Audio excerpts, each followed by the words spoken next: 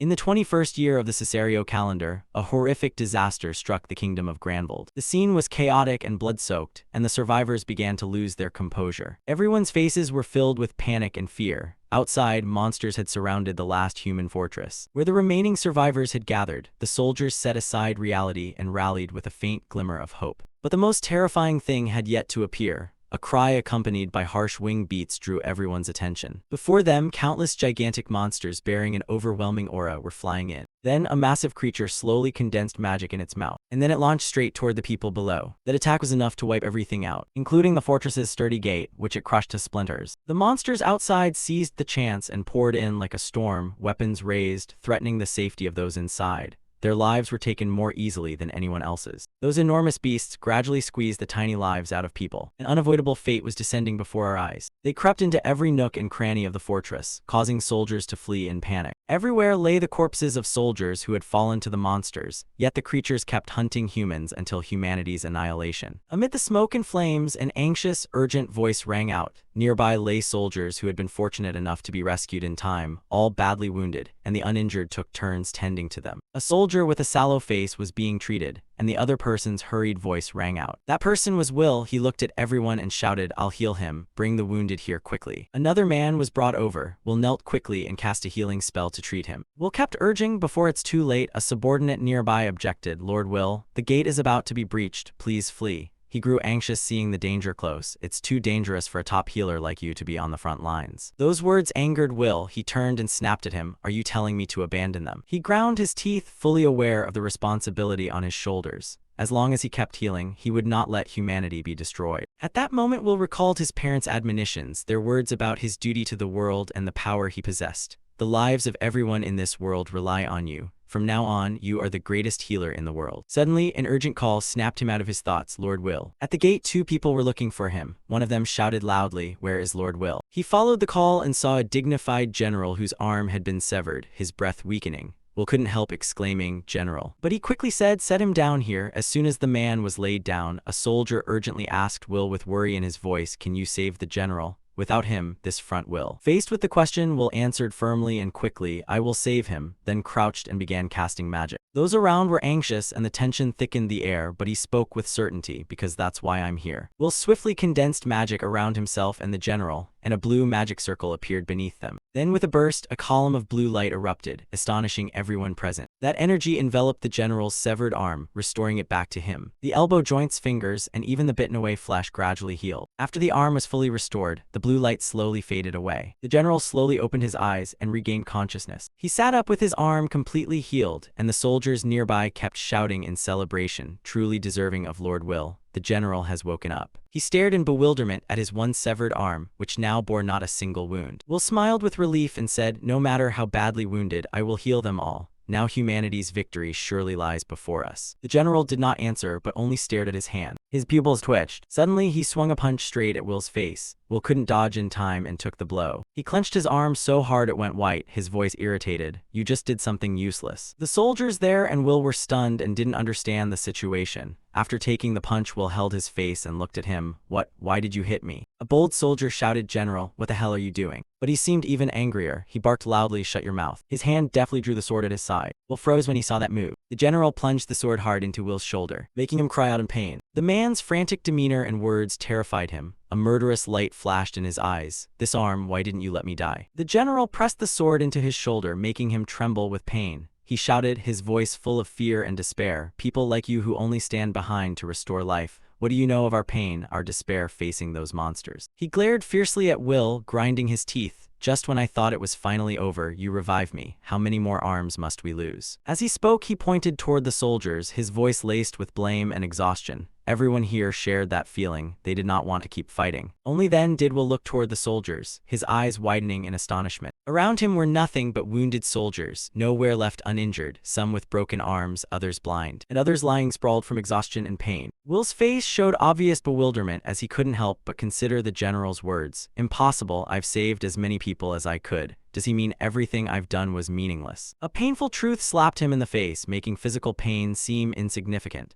When he realized the general's words were true, so much sweat, effort, and tears, even coming all the way to the front lines, everything. Only then did the general pull the sword out of Will's shoulder, making him grit his teeth in pain. He told him, even if you are the greatest healer in the world, I don't care. I've endured enough for you. He turned his back to leave, leaving only the remark, humanity will be doomed anyway. If you want to fight, go do it yourself, Will called after him in a flurry. But he seemed to shout, how can a healer use offensive magic? His voice cracked with fear. Without you here this place would. But the general no longer cared for humanity's fate. He simply turned and walked away. At the same time, the dragon outside let out a terrifying roar, a fireball forming in its mouth. Then with a sudden blast, it struck the fortress directly, destroying almost everything. The room where Will was torn apart, walls collapsed, dust billowing everywhere. The general was pinned under a boulder, barely breathing. He tried to rasp out and run, but then another heavy weight crashed down on him, making him scream in agony. Finally, everything exploded. Will opened his eyes and tried to look around. Only then did he realize what had happened. The dragon that had just landed right in front of him, beating its wings and snarling ferociously. Will clearly saw the creature before him and belatedly recognized it. So this was the kind of monster those he had saved had faced. He forced a bitter laugh, his eyes full of despair. All along he'd only watched from behind. Will gripped the wound on his shoulder with his hand, which trembled uncontrollably. Damn it, all the effort learning healing magic was for nothing. Memories surged back into his mind, leaving him disoriented. Even with a natural talent for healing magic, even honored as the greatest healer in the world, he gritted his teeth as anger and helplessness welled up. He should have fought with his own hands. In that moment, Will picked up a nearby rock. Knowing he couldn't win, he still charged forward. Regret filled him inwardly. If only he could go back to that day. Will rushed at the beast, clutching the small stone with a determined face, sure that he would. But there was no miracle. The dragon advanced on Will. All that remained were the words if only, and his life was swallowed by it. Those wandering thoughts drifted away, mingling with his tangled emotions. Suddenly Will opened his eyes again. He sprang upright at once. His eyes scanned the surroundings, and the familiar scene struck him dumb. This is. He turned his gaze to the table beside him and saw the enrollment notice. If this is here, it means. Will could hardly believe his eyes. He rushed outside, and before him was a peaceful scene. People were chatting cheerfully. Could this be the day 5 years ago? He stood frozen, stunned, and rigid, his face blank. He seemed to have returned to the 16th year of the Cesario calendar. The day when Will, who would later become the world's greatest healer, looked around in confusion. He should have died by a dragon. An academy specializing in healing magic. Yet 1 week before starting at the healing academy, this was the day he held the enrollment letter in his hand. He murmured tiredly that he didn't really know what had happened. The last fragments of memories from his previous life rose like reminders. If his dying wish had been granted, then he knew exactly what he needed to do. He clenched the enrollment notice, his face set with determination. In a resolute voice, he vowed he would enroll at the Offensive Magic Academy, Schwarz Academy. Will stood motionless, thinking in a world where healers cannot use offensive magic, an obvious fact any mage knows, he must break that prejudice. There would surely be many barriers to overcome. At that moment, memories from before returned to his mind once more. But I still have memories of my previous life along with the supreme healing magics I had mastered then. If I can fully utilize them, I can definitely change the future. With determination and resolve, he quickly set a goal for himself, his eyes flashing with certainty. By my own strength, I will save this world. To start the plan, the first thing Will thought of was school. First, I must enroll at Schwarz Academy, the world's top academy for offensive magic. There's so much about Schwarz Academy. Schwarz's superior training program is said to turn anyone into a true battle mage, and the person I met in my previous life also came from Schwarz. But then he realized their methods are top secret. You can only learn them once inside. Will's biggest worry was his identity as a healer. He closed his eyes and thought, there has never been a precedent of a healer enrolling. What am I to do now? Then suddenly he thought of a scheme. Money. Schwarz can turn anyone into a first-class offensive mage, and rumor has it nobles sometimes pay to get their untalented children in. But that idea was immediately dashed. He had just been reborn. Where would he get such money? He looked around the room regretfully. If only I had brought money from my last life. Even facing humanity's extinction, money would be useless, though the rewards I earned working for the kingdom would have lasted a lifetime. Realizing he was at an impasse made him more anxious. Even if he went to work now, he wouldn't make enrollment in time. Think. Suddenly, a gentle voice called to him, Will, are you awake? A beautiful girl entered and smiled at him, startling him, sister. Tears welled in his eyes as he unconsciously stared at her a moment longer. That's right, I've returned to the past, and at this time she is still alive. Seeing him like that, she asked in surprise, what's wrong? Do you have a stomachache? Will flusteredly waved his hand and hurriedly explained, no, I just got a little dust in my eye. Good morning, sister. She smiled sweetly and replied, good morning. He looked at her for quite a while. A new thought began to form. In this life I will surely prevent the tragedy that befell her. With my healing magic, I can save people I couldn't save before." Suddenly he cried out, "That's it." Will was so excited he grinned ear to ear, taking her hand and smiling foolishly. "Thank you, because of you I found a solution." Her reaction was bewilderment. "What is it, you?" But Will didn't explain. He dashed off, leaving only, "I'm going out for a bit. I'll tell you when I get back." She sighed helplessly. "Oh my, remember to come home for dinner." The Academy Alliance of Magic, an organization that supervises the kingdom's magic academies and makes all decisions related to magical education. At this time, the Alliance's chairman was concurrently serving as principal of Schwarz Academy.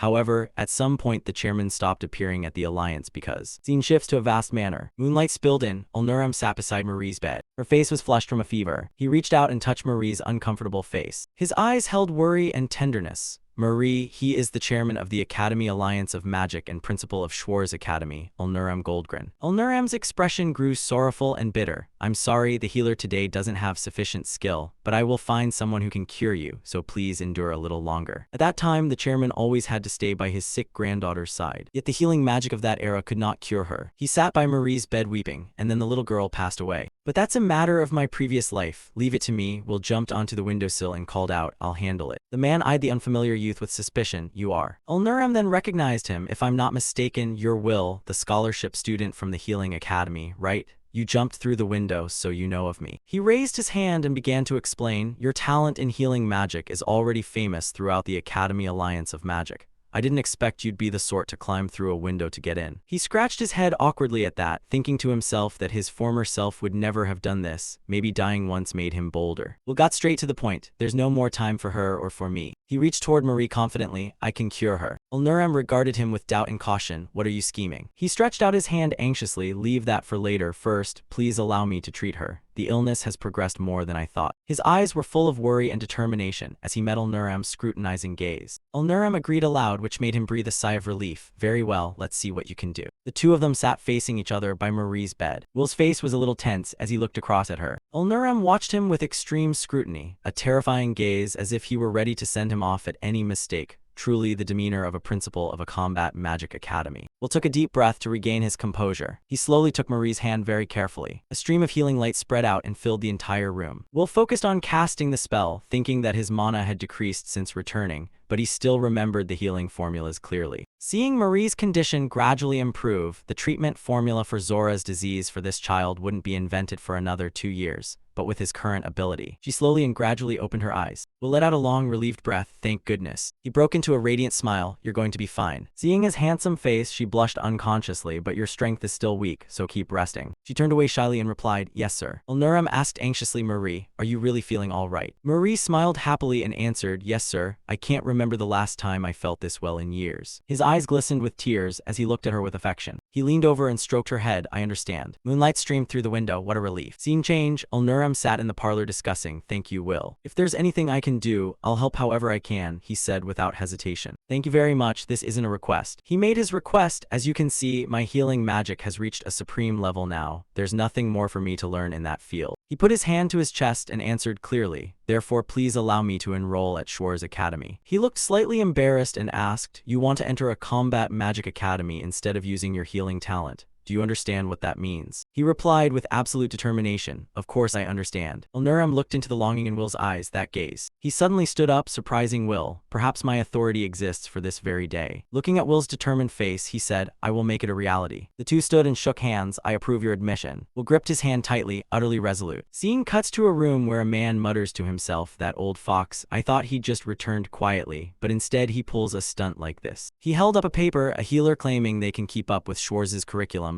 That pampered type of healer. That paper was Will's enrollment letter. On opening day, scores of students stood in the schoolyard. On the platform stood Ulnuram with a solemn expression. At Schwarz Academy, a unique boarding school specializing in offensive magic, with a vast campus and countless training grounds, laboratories, and even a massive library. Alumni wielded influence beyond the academy and received full support from the kingdom. There's no better environment to learn offensive magic. No healer had ever enrolled before, so surely countless difficulties awaited him, but studying here gave Will hope and he smiled.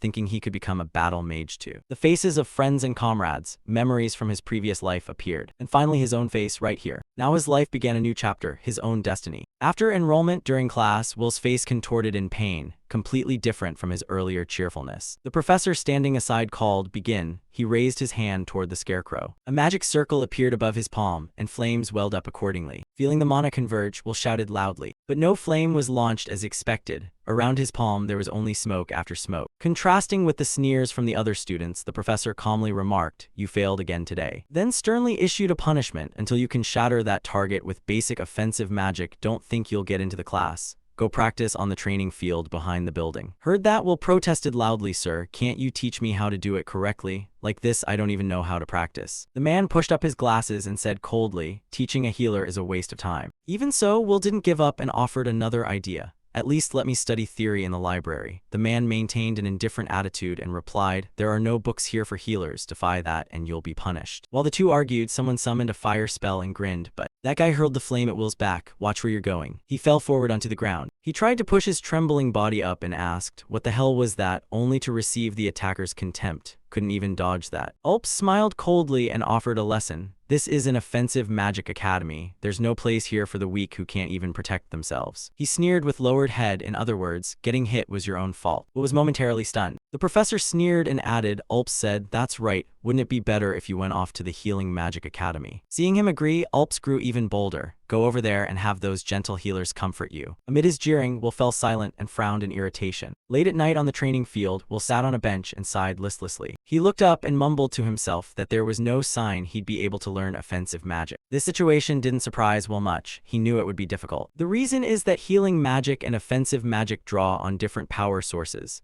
Magic transforms mana, the user's mental energy channeled through formulas to activate spells. And the nature of mana is determined by the caster's state of mind. Offensive magic uses active mana to produce fire or explosions, whereas healers only have passive mana and cannot use those techniques. But Schwarz has secrets to train top offensive mages from scratch, and among those methods there must be a way to cultivate active mana. I'm fairly confident in my mana control, so if I learned that technique I thought I could convert passive mana into active mana. But recalling the afternoon left him a bit helpless. He hadn't even been allowed into class. Do all the students and teachers look down on healers this much? Then he jumped up and exclaimed that he couldn't give up. The girl's silhouette appeared in his mind. She had said her mana was weak at first, but she trained it at Schwarz, so choosing Schwarz was definitely right. Will put his hand to his chin and hatched a plan. Blindly charging and won't help. I'm still barred from the library. Maybe I should sneak in. Suddenly someone shouted, "Hey you, what are you doing here at this hour?" which startled him and he hurriedly said sorry. Will awkwardly rubbed his head and turned around. His eyes widened in astonishment. A breeze swept by and the sound of footsteps from shoes echoed in the quiet night. A pair of blue eyes peeked out from beneath white hair. At last her figure was revealed under the moonlight. He stood there dazed and called Veronica. Why did he know her? Because in his previous life he fought shoulder to shoulder with Veronica on the battlefield.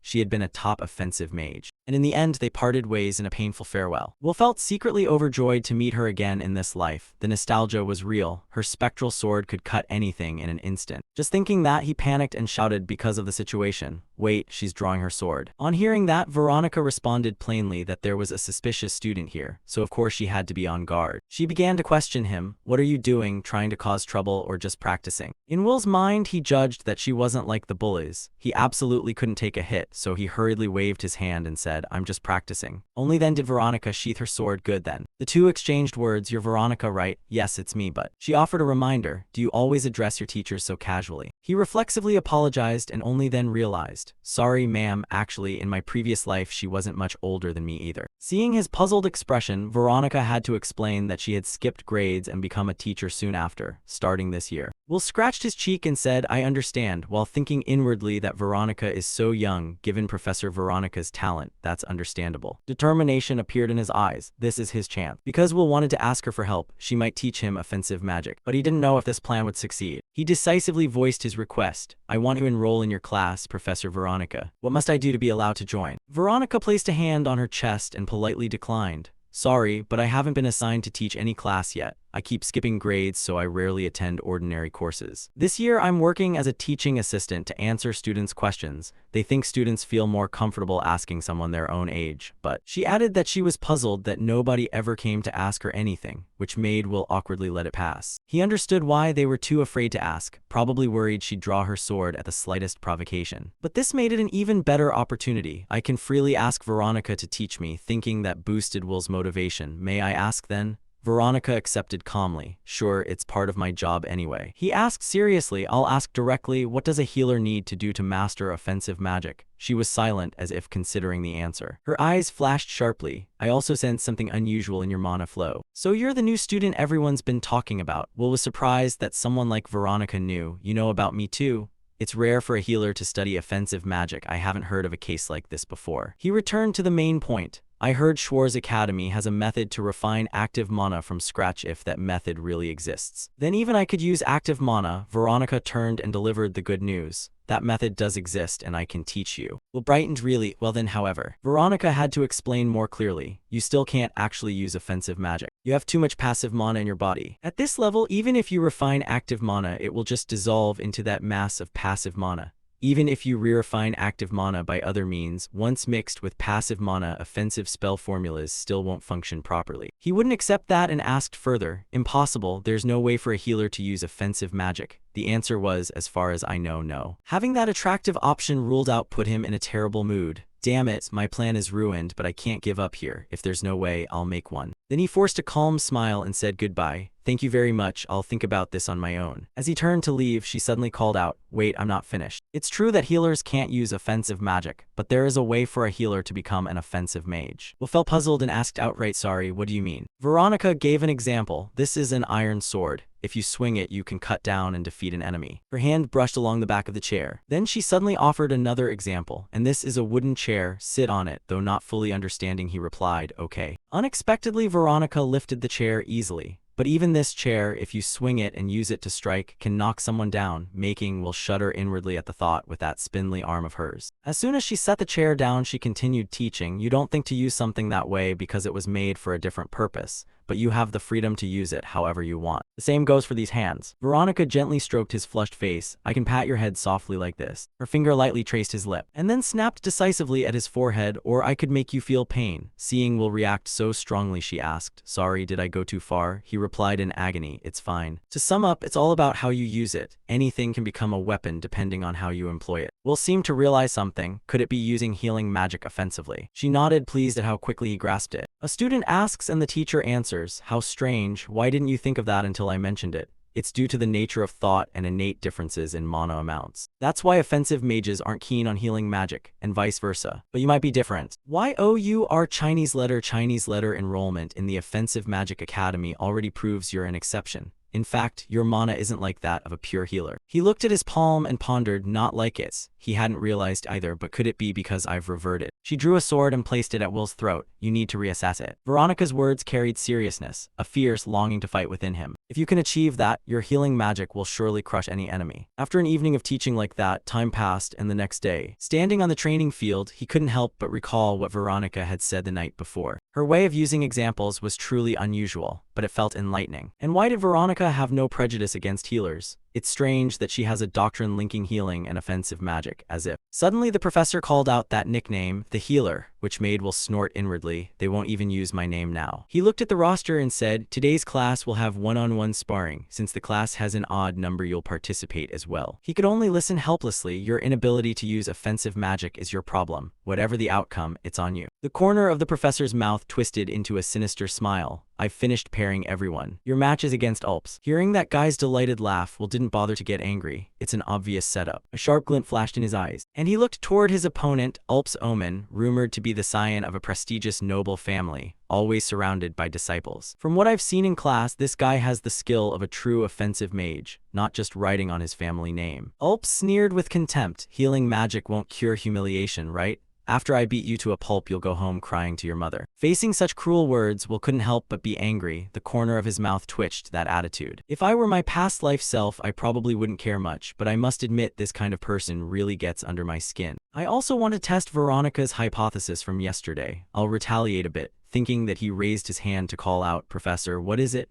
He assumed I wouldn't accept giving up. In a slightly amused tone, give up? No way, I only have a small proposal. Thinking to himself, I get it, I'm not inclined toward offensive magic, just as you said. Continuing like this is a waste of time, so if I lose this match, we'll announce something shocking. I'll quit Schwarz Academy. The professor showed no surprise. On the contrary, he praised the decision as wise. But I'm not finished. In return, if you win, I'll allow you to join the regular class. The cheerful mood he had vanished at once. Don't get delusional. Ulps laughed with obvious delight and agreed. Fine, a weakling wanting to fight the strong needs to cling to delusions to comfort himself when facing fear. This frail kid probably needs that. Besides, it's less fun if there's nothing to crush. With no other choice, the professor had to accept Will's proposal. Debating those fanciful theories is a waste of time. Fine. He raised both hands and shouted to both, take your positions. Then he raised his hand to signal the match. Ulps exuded a surge of mana. When a magic circle appeared, several throwing daggers materialized alongside it. He was extremely proud of this technique. Look closely, this is my creation spell. Countless blades I conjured will pierce people through. Ulps shouted as he launched a dagger, one thrown away. If you can't even use basic offensive spells, what good are you? Facing the incoming danger, Will calmly pressed his fingertips together. A magic circle appeared between his hands. His eyes likewise took on a blue tint. Will calmly dodged the incoming daggers. Seeing his opponent evade so easily, Ulps couldn't believe it and blurted, what? The essence of my healing magic is manipulating life. I regulate a target's life functions properly, then heal by maximally activating their recovery potential. But recovery isn't the only thing I can manipulate if I convert it into an offensive form. He thought Will dodged by luck and started acting arrogantly about it. Will didn't bother to argue. He silently adjusted his mana and reinforced his body. His hand caught a dagger that was flying close, then used magic to alter their trajectories. And one by one, the daggers fell to the ground from the applied forces. But one dagger remained in Will's hand, perfectly timed. The blade glittered in the sunlight. His expression was extremely confident now. Mind if I borrow this? The sudden reversal surprised everyone. What just happened? Is that offensive magic? I thought he only knew healing magic. Will corrected himself inwardly. It's not offensive magic. He's using healing magic to attack. It seems others can't tell the difference. The most upset person now was Ulps. He summoned more daggers, claiming he had held back earlier and could increase the number. No way would an offensive mage lose to some healer. He easily used the dagger to block the other incoming blades. The blades were completely shattered. Ulps grew more and more unhinged. It wasn't just about quantity. The blade now transformed into a gigantic sword, growing bigger and bigger. Seeing that, Will calmly assessed, he's strong. His innate understanding of magic is truly high. He even layered additional techniques onto it. Now he's adding a spinning motion too. Ulps was supremely confident in this move. How do you like it with this technique? But Will simply raised his small saber and gently blocked the rotating tip of the giant sword. This scene was utterly unbelievable to him. Ulps ground his teeth, gnashing loudly. He poured all his mana into his sword with everything he had. Will thought to himself that he should probably reinforce his body's augmentation a bit more. No sooner had he thought that than he slashed, sending the giant sword flying straight up into the sky. The sword slammed into the ground as Ulps's resentful voice rang out, impossible. In the blink of an eye, Will appeared behind him and smiled. I'll give you a proper treatment, so forgive me. The sword's tip flashed as sunlight struck it, but something suddenly blocked his view and someone shouted, that's enough. Will quickly stepped back in a hurry. Ulps was so frightened he collapsed face first to the ground. A huge boulder had suddenly appeared in the training yard. The professor's voice trembled slightly, and for the next match, both of you stop now. The two of them stared at each other like that. Then Will cheerfully reiterated the condition from earlier. From now on, I can join the regular classes, right? He was indeed extremely annoyed and snorted coldly, do as you wish. Having achieved his goal, he spread a bright smile. Thank you very much, Professor. And then left the class. Excuse me, I'll be going first. Walking off in some direction, Will pondered the feeling from a moment ago. This is my own style of offensive magic. It's far more effective than I thought. I've beaten a skilled offensive mage of my age group. Thanks to Professor Veronica, I can use healing magic to attack. In the end, my plan succeeded. The school's emblem flag fluttered in the wind. On the other side, Ulps tried to restrain his anger and said, Professor, this was just an accident during class. It's nothing. Besides, I don't want every little thing reported to my father either. The professor had no further words. Ulps. A vicious gleam flashed in his eyes. You understand what I'm saying, Professor? He habitually pushed his glasses up. Of course I understand. The corner of his mouth curled into a sinister smile. We can't let a healer get cocky. In a classroom with quite a few students, Will felt a little nervous and thoughtful. Finally, I'm in the class. I'll learn everything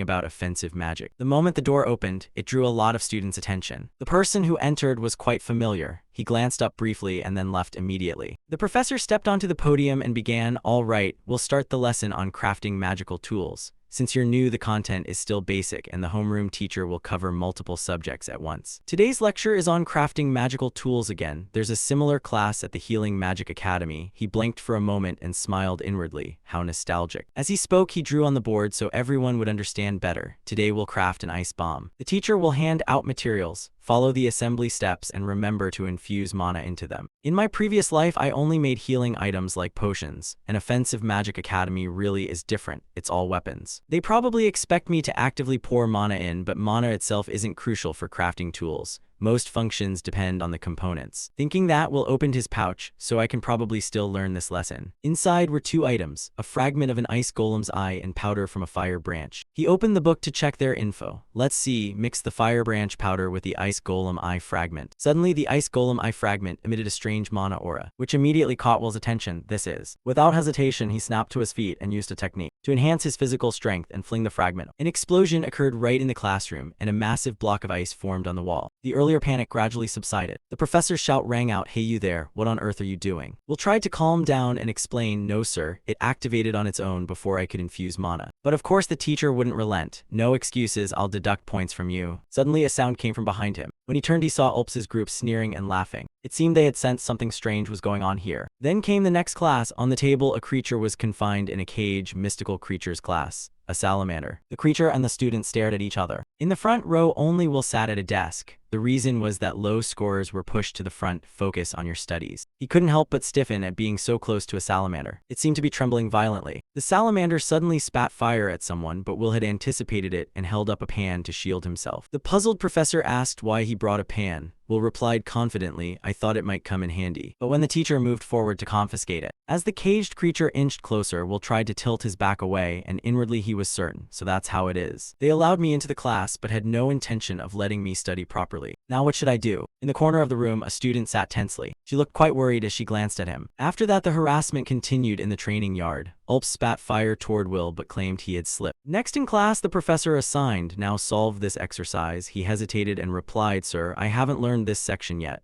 The teacher used that to bully him. "If you can't keep up, it's your fault." Points deducted. Even outside class, garbage was piled up in front of his door. The dorm manager heard and stepped in to punish him, saying he had a poor attitude in class. The punishment was dinner ban, which made Will complain that this was unfair. At the academy dorm in Will's room, he wearily lay down on the bed. "Everyone at the academy is hostile toward me. In just the first few days, I've run into so many obstacles, and there are mountains of challenges ahead." Will raised his hand in determination, thinking, "I'm still making progress step by step. I can't let this bullying crush my spirit." Images of that duel surfaced again, and besides, it was the first time I fought with my own hands and won. A hope always remained in his heart. I can become an offensive mage. After encouraging himself, Will sat up to study. "Finally, I have a textbook. I'll review today's lesson a bit." The next day, the classroom was pitifully empty. Checking the clock again, he felt something odd. It was class time, but the teacher still hadn't shown up. In that strange situation, Will instinctively looked around. Apart from him, there was only that girl. It seemed they'd moved the class without bothering to tell us. With no other choice, he got up. There's no reason to stay here any longer. When he carefully struck up a conversation, the girl jumped in surprise. Will scratched his cheek and voiced his guess. Maybe the next lesson changed rooms. Erica glanced down and agreed. "I thought so too." Her next remark caught his attention. "Since it's just the two of us here and both teachers and others shun us, I can guess what happened." She gave off a gloomy vibe like fungus growing on her, "So I guess I'm on your side too." Erica's tone was limp. "We're both being sidelined, so let's be friends." Will was a bit surprised and silently appraised her. She looked gloomy but spoke with a sharp edge. Then he reached out and smiled brightly. "Anyway, I'm glad to have a new friend. Nice to meet you," she exclaimed. "How refreshing." She immediately stood and grabbed his hand. "I'm looking forward to your help." Then it was the girl's turn to introduce herself. "My name is Erica." Will scratched his head, a little embarrassed. "Erica is my first friend at the academy." Erica politely waved her hand and replied, "That's understandable, Will. You hardly attend class, and on top of that you're a healer. Everyone says that healers are just weaklings." Hearing that made him freeze. She gave a wry laugh. "Well, I attend all my classes and I'm an offensive mage, and still I don't have a single friend." Will reflected on that remark, putting her personality aside. The prejudice against healers is deeply ingrained. Offensive mages who fight on the front lines and win glory often look down on healers. In my previous life, I was recognized early as the kingdom's healer, so I never had to taste this kind of discrimination. But at an academy specializing in offensive magic, that attitude is extreme. Studying here means I'll have to fight against that prejudice too. She hesitated a little. Finally, she asked, "Why did you come to Schwarz?" Will mumbled the question back, "You mean why?" The answer had long been ready, so he said bluntly without hesitation, "Because I was born a healer. I realized that's not a reason to give up." Erica tilted her head, not quite understanding. He could only force a smile and say vaguely, "I have my own reasons too." "What about you, Erica? Why are you here?" Caught off guard, she answered awkwardly, well, I come from a minor noble family in a provincial area. But because the family had no son, my parents worried the lineage would die out. So they thought if I made a name for myself as an offensive mage, I could inherit as the family's matriarch. That reason isn't hard to understand. I see graduating from Schwarz would certainly help you achieve that. Erica said her woes sadly. The problem is I have almost no talent for offensive magic, and because of that I have no friends. Attending class is torture. It's just awful. But then she clapped happily and added, but now I have a friend. Though she wore a bright smile, her words weren't cheerful at all. With Will here, who ranks even lower than me, I'm not worried anymore despite the low grades. Will scoffed, wondering why she said that so cheerfully. The two kept chatting amicably. If you don't understand something, feel free to ask me. Thanks, I know you mean well. As he turned, he smiled and said, but things probably won't be what you expect, Erica. An oblique remark like that left the naive girl puzzled. What do you mean? But Will didn't answer her question and said, come on, let's go find the classroom. The two stepped out of the room together. Wait for me. After searching for a while, they finally entered the correct room. Here it is, finally found it. As they entered the class, the professor immediately scolded them. You're late, class started ages ago. Amid the students' mockery, they both said, sorry, we didn't know the class changed rooms. But of course he wouldn't let that slide. No flimsy excuses accepted. Seeming to think of something, the professor's mouth twitched into a smirk. While we're at it, he pointed to the extremely complicated diagram on the board. Solve this problem. Seeing that, Erica felt indignant. This isn't fair, we just arrived. How could we know, especially since Will hasn't attended a single class yet? Will just stared at the board, expressionless. The professor added, if you solve it correctly, I'll excuse your lateness, but if you're wrong, you'll lose points. Ulp, sitting below, propped his chin on his hand and sneered. At this rate, he'll fail the course soon enough. Unexpectedly, this time he picked up the chalk. The scratch of chalk on the board echoed through the room. The lines appearing nonstop left her stunned. Others assumed he was just guessing wildly, pointless. Finally, after a while, the chalk stopped. The magic circle he'd solved glowed with a faint light. Will's voice carried a smug tone as he asked, what's the matter, Professor? He couldn't believe it, pressing his face close to the board. The professor's eyes widened in astonishment. After checking for a while, he had to admit, correct, sit down. Ulps reacted the loudest. What? Once seated, Erica was genuinely curious. She looked at the boy wearing the most self-satisfied grin. Will, how did you solve it? After class, during the break, she scooted closer and called Will. Her long-held curiosity was finally relieved. Hey, how did you solve that problem? Will recalled the earlier moment and answered, how I solved it. Though it looks complicated, I actually applied the example from the textbook. I read ahead in the textbook myself, you know. Hearing that, Erica's eyes widened and she shouted, what? She slammed her hand on the desk, incredulous as she asked again, you actually read the textbook yourself? Seeing her strong reaction made him instinctively flinch a bit. Well, yeah, it's pretty simple.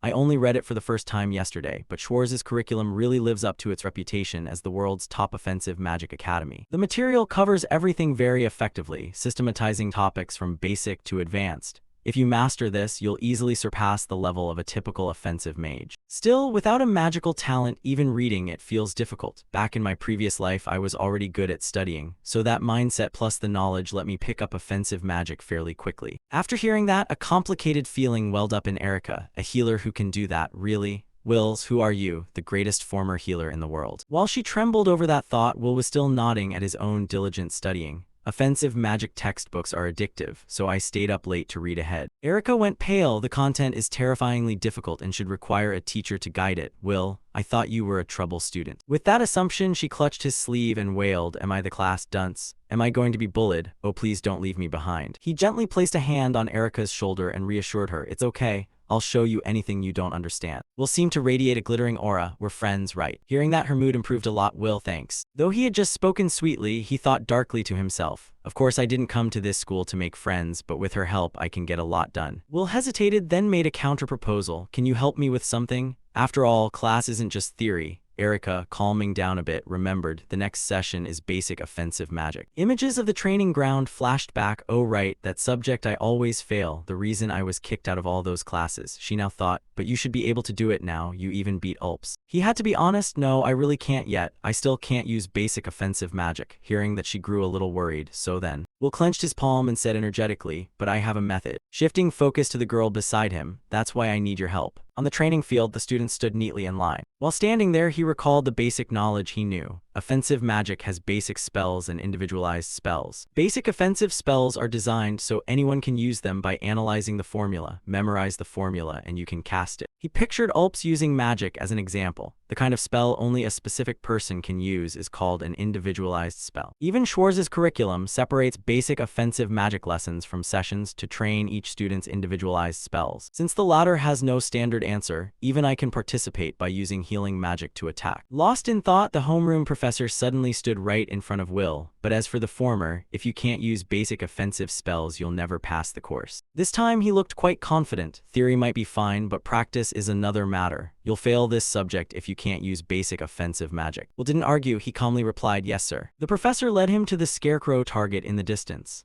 The test is the same as always. Use the basic offensive spell Fireball to create a fireball and hit that target. He folded his arms, both mocking and warning. I'll repeat, this is the most basic of basics. If you can't do this, I can't let you advance in class or graduate. The professor's eyes narrowed, recalling that match. I'd seen you use healing magic in the spar before, and I've heard that the body moves more flexibly after being healed. But you can't even cast a basic offensive spell. As if reading his thoughts, Will curled his lips and said, useless types like you should get out of my class at once. That expression was noticed by the professor. Were you just smiling? A red-orange light reflected in his wide, astonished eyes. Because at that moment a flame appeared in his palm. What? How can you use magic? As everyone whispered about the incident, the one who caused the stir smiled inwardly. Good, they didn't notice. Backtracking to a moment earlier in class, his proposal had been that I asked Erica to produce a flame using a basic offensive spell, then transfer it into the salamander's tail. Somehow you ended up with the salamander's tail. The way the flame appeared was, I hid it in my hand while continuously healing so the tail wouldn't burn away. The two talked about this, but didn't you feel pain? I'm a healer. If I keep healing non-stop, this is nothing. Back in the present, right before casting, I used healing magic to trigger the tail's fire sac so it looked like a fireball had just been created on the spot. Thinking that, we'll gently launch the flame toward the target. The red circle was completely charred by the fire. While the professor gaped in shock, he merely smiled calmly and asked, what's the matter, professor? Recalling the scene, the man quietly confirmed,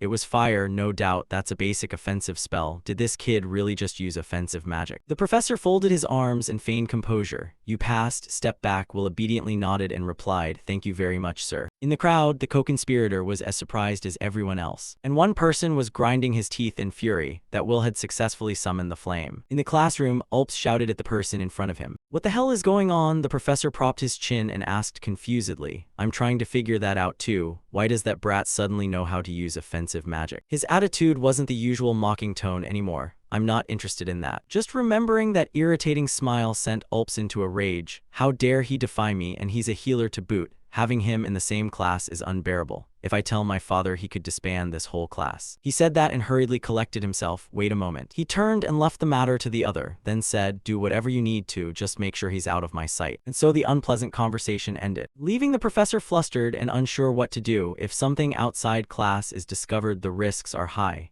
This isn't like bullying some noble students. Do you know what I had to do to become a teacher at this academy? But I have to take the risk to protect this position. A healer acting high and mighty like that, who knows what other teachers will say? I won't let a 15-year-old healer ruin my life. This time he had to make a meticulous plan. There was no other choice. I have to handle this myself. At the training field after class, Will asked the man in front of him, puzzled, is something wrong, sir? Why did you call me out here? The professor didn't answer and instead sneered, you seem to be a bit overconfident these days. He laughed and rubbed his head in reply, thanks to you too, sir, earning the other's contempt. Idiot, I'm not praising you. He brought up past incidents and started acting arrogant. What about this? You've skipped quite a few of my classes since enrollment. How do you intend to make up for that? A bead of sweat rolled down Will's helpless face. I was going to ask whose fault that is. But then he obediently gave a conciliatory answer. I borrowed notes from a friend and studied on my own. It should be fine, sir. The professor dismissed that excuse in an irritating tone. That's not up to you to decide. Absences must be made up. The glasses were pushed up instinctively again. The supervising teacher will decide the makeup content, and the makeup will be a sparring match with me. Hearing that, Will was surprised. A match between teacher and student. The win condition sounded easy. Yes, of course I'll go easy on you given the disparity. Just land a hit on me and I'll pass you. With such a generous condition, you're not planning to run, are you?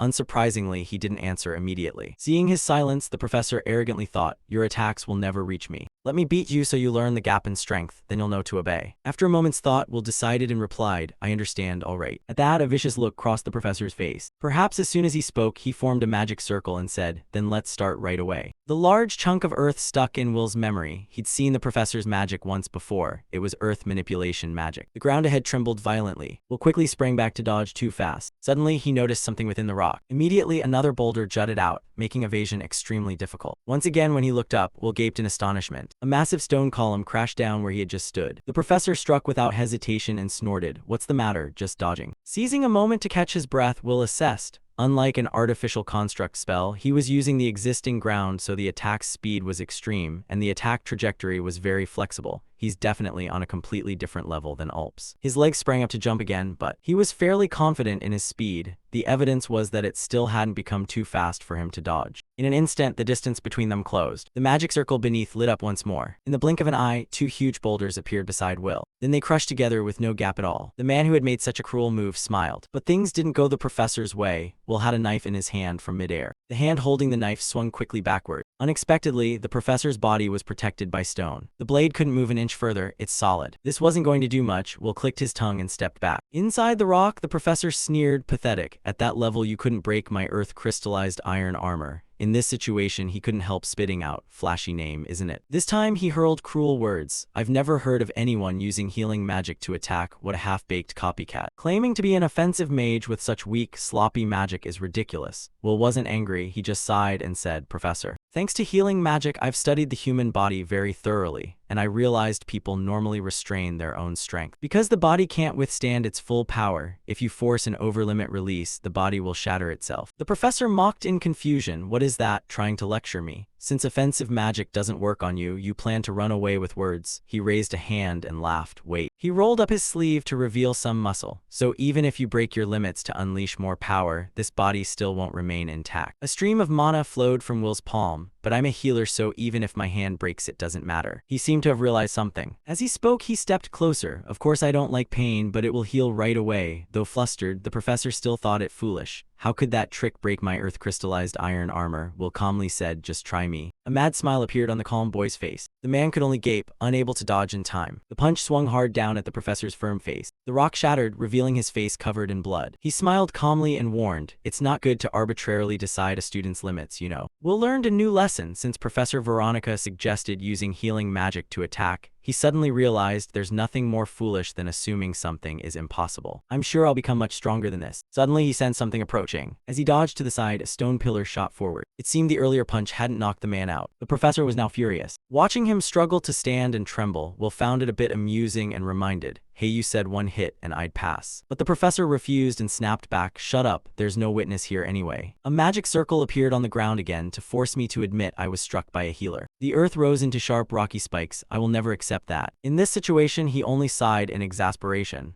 Breaking limits isn't just about punching. Mana surged from the soles of his feet. Immediately, Will moved to stand right in front of his opponent. The man froze and gaped, too fast. He could only watch as the opponent raised a fist again. The iron armor wouldn't have time. The professor couldn't dodge and shut his eyes tight, bracing for the blow. But he felt nothing after waiting a long time. He hesitantly opened his eyes and saw the punch stopped right in front of his face. What it stopped. Then he realized the strange situation. He couldn't move either. Just as he thought that, the punch hit his face again and the professor realized, no, is time slowing down? He couldn't form a word, only silently begged inside, please stop. The professor's face twisted in pain. This hurt relentlessly. How many times worse does this feel than a normal punch? It's still not over yet. I can't stand it, but I can't flee, nor can I scream to relieve the pain. In that moment, his pleas seemed to echo out, please end this. As if hearing the professor's inner voice, time immediately returned to normal. His whole body collapsed to the ground. The one who caused it wore a gentle smile. Glad you're back, Professor. For me, it was only a blink. Hearing that, the professor sat up and shouted, what is this? What did you do? Will waved his hand to explain. It's not like you think, Professor. I'll explain everything carefully. This is what happened. The moment the fist made contact, I cast a sensory-enhancing spell on you. Originally, this spell treats those with hearing or vision loss. Recently, I've used it to speed up my reflexes, but I cast it on you at a level beyond the limit. As a result, your senses became abnormally sharp, making 1 second feel like 1,000. How painful it is to be punched in that state. You're probably the one who understands best. Though smiling, he gave off an extremely terrifying aura. Also, I have one question. Did I pass the test? The professor clicked his tongue irritably. Fine, but Will wasn't finished. One more thing. His hand tightened on the other's shoulder.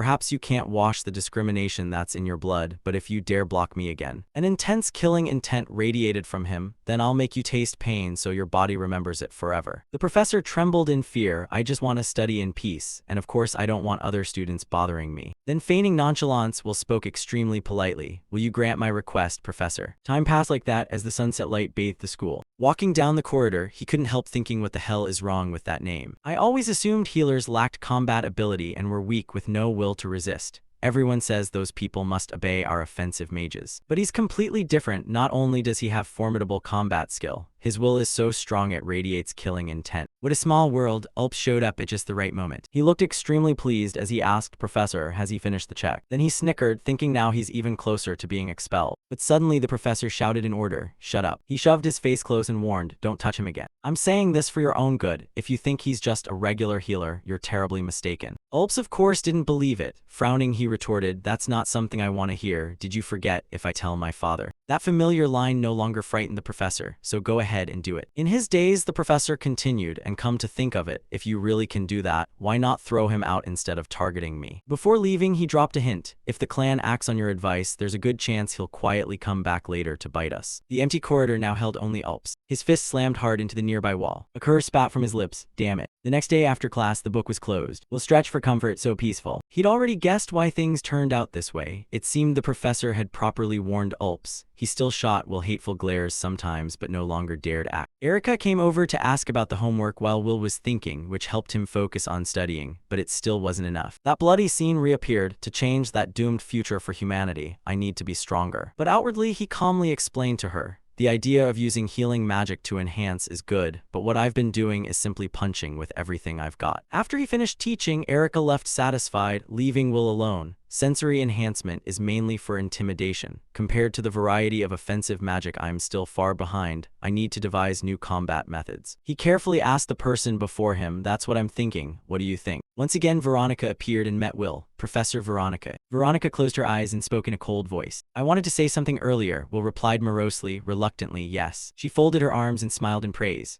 Well done. Expecting to be scolded, he was surprised to hear her say he's been the talk among the faculty. A healer keeping pace with Schwarz's lessons is quite an achievement. Veronica then turned toward the teachers. Most of them seemed displeased about this. Will forced a helpless smile. Yes. He asked doubtfully, did you hide that you gave me advice, Professor Veronica? Veronica answered immediately, not exactly hiding, it's just that I don't usually talk with the other teachers. There simply wasn't an occasion to mention it. Will recalled silently the scene of her sitting alone in a corner. Was Professor Veronica isolated even among the faculty? He awkwardly scratched his head to smooth things over. I'm glad it's like that. It's all thanks to your advice, Professor. I'd feel bad if your position suffered because of this. Veronica spun around to leave. I don't care, so don't worry. Besides, I'm the one who should be grateful. Will asked suspiciously, you're grateful to me, Professor. She turned back to answer his question. As I said, with a healer's mindset, they never think to apply that theory in practice. Veronica slowly drew the sword strapped to her back. Veronica swung the sword with a serious expression. I've been curious what a healer fighting in real life would look like. Will began to feel flustered and panicked. Professor, what are you going to do? She raised the sword in an attacking stance. I want to test your current level. Didn't you want to know how to become stronger? He hurriedly waved his hands to refuse. Wait, facing Professor Veronica. Veronica cut him off. There's no room for pauses on the battlefield. She launched herself forward with a powerful jump. Will's face was a mix of terror and panic. He stood there helplessly, not knowing what to do. He raised a short glaive to parry Veronica's attack. Will gritted his teeth, using the short sword to try to hold her off. Veronica poured her strength into a heavy slash, but he quickly dodged the blade. Will clenched his teeth as he parried and thought inwardly, even with reflex speedening magic, I nearly couldn't keep up. He looked at her as she kept swinging the sword at him. At this rate, Professor Veronica wasn't just fast, each of her movements was honed to deliver continuous strikes. Will stepped back, breathing hard and exhausted. Relying only on physical enhancements to keep up would hit a limit sooner or later. He gathered himself and lunged at Veronica, revealing a single opportunity with a speed he'd never shown before. Will drove his rear foot into the ground, generating a massive force that dented the earth. He had to catch her off guard. Will unleashed his full speed and surged forward at her momentary lapse. In an instant, the sharp tip of his blade thrust straight toward Veronica's face. Gripping the sword tight, a wave of power radiated from the blade. Veronica tilted and brought her sword down in a powerful strike that stunned Will. His eyes eyes narrowed, there was fear, admiration, and astonishment all at once. The tip of his short sword was cleaved off and clinked to the ground. Will stood dumbfounded, offering an awkward chuckle. Veronica quickly sheathed her sword at her hip. She propped her chin and said in wonder, I didn't expect you'd force me to use a mana blade. Will looked at her helplessly. How can her face stay so composed? Veronica put a hand on her hip and remarked emotionally, I thought your level was only that of a healer who could fight like an offensive mage. But in truth, your ability ranks among the top of your offensive magic peers. Will stammered in reply, thank you very much, but this still isn't enough. Veronica folded her arms, eyes full of expectation. I like ambitious people like you, just strengthening the body isn't satisfying enough, is it? Will held up his broken sword and said, yes, no matter how much I push my body's limits, what I can do is still limited. Veronica countered with arms crossed, a sword isn't only for slashing, you can stab or throw it. There must be other ways to apply healing magic besides physical enhancement. He scratched his head embarrassedly and answered, I've thought of many ways, but none of them really work. She tapped her temple, perhaps you're lacking real combat experience. Every idea needs practical experience to take shape. Knowledge is important, but ideas born from practice are what you're looking for. Didn't you notice anything from the match just now? Her words made Will recall, and indeed. He spoke timidly to ask, so should I keep sparring with you, Professor Veronica? Veronica replied, that's not bad, but soon there will be a field training session to exterminate monsters. Will echoed in surprise, field training? He thought inwardly, this happened in my previous life too. The joint monster extermination training of the 3 academies. The Offensive Magic Academy, Schwarz Academy. The Healing Magic Academy, Heilig Academy. The Swordsmanship Academy, Silburn. Students from each school form teams and carry out real monster extermination tasks. Back at Heilig, I didn't participate, but will remember the images of those monsters. This life, I'll eliminate monsters and change that doomed future. He clenched his fist with firm determination. I will, for sure. Veronica stared at his posture for a while in silence. Her gaze deepened, and she said, if you want to join, you'll have to prove your ability through the Academy's selection exam. I heard there's a first-year student this year who's been dubbed a prodigy. Your goal should be to claim the top spot among your classmates. Will asked curiously, how does that field training selection exam work? Veronica didn't hesitate and answered at once. The candidates fight each other directly. She began describing it to him. Every year, about 100 people apply, and only those who show real capability are selected. Will heard this and evaluated it internally. This school really is the type that only values combat. Will put his hand to his chin and fell into thought. I remember at Heilig, there were so few applicants that anyone who wanted to join could just get in. This proactive approach must be the Schwarz style. He recalled his past life memories. Heilig, how nostalgic. I wonder what my master is doing right now. Veronica spoke up to remind him. By the way, rumor has it that the genius has already surpassed even the teachers. It won't be easy to take first place. Will was incredibly excited internally. Much better than that old homeroom teacher, huh? Will was extremely curious and asked, has the professor not met that student yet? Veronica sighed with regret. I heard that another teacher is already in charge of that student, so he never comes to see me to ask about anything. Will smiled awkwardly, feeling helpless, and thought to himself, I don't think that's the only reason. None of the other students dare to ask you anything either. With a very determined look, she placed her hand on her chest. Certainly, don't worry, I will also help you train. Will heard this and was overjoyed. Thank you very much, Professor. Time quickly moved to the day of the selection exam. He was walking along the corridor of the arena, thinking to himself, in the blink of an eye, the exam day has arrived. His face showed clear determination and resolve. I have prepared as best I can, now it's just time to fight. Suddenly from behind, a voice calling out made Will freeze. Hey, Will. He turned suspiciously and called out, Principal. Ulnuram flashed a bright smile and approached to greet him. Long time no see. Since then, my granddaughter has been doing very well. He smiled and replied, that is great to hear, sir. He stared fixedly at Will and said, even though you are the one who saved my granddaughter, I apologize for only caring about you until today. I know you've mentally prepared yourself, but at Schwarz, it must be very tough, right? Will placed his hand on his chest and answered with great confidence. At first I struggled a bit, but now things are going well. He was incredibly excited and said, I'm even aiming for the championship position in the selection exam. Ulnuram stroked his beard and laughed heartily. That's reliable. Suddenly, a forceful voice approached from the opposite side. How ridiculous, hearing that is an eyesore. He slowly walked toward the two of them. Does this guy also think he can compete for first place? As the training supervisor, I have to teach you brats a lesson. He was the field training supervisor, Bode. Will turned back to stare fixedly at him, starting to evaluate. I met him in my past life. He recalled his past life memories. Bode, the Purple Lightning, is an attack mage who made many glorious achievements during the Great War. While he was thinking, Bode approached and grabbed Will by the collar. personally, he didn't have many fond memories of him. He radiated an overwhelming, fiery aura. Combat is a world of natural talent. Training and effort are just things added on top. Bode was extremely angry, snarling in Will's face. Once a healer, you have no chance of winning. Facing the current situation, Ulnuram spoke up to mediate. The test is coming soon, let the results speak for themselves. Arguing won't solve anything.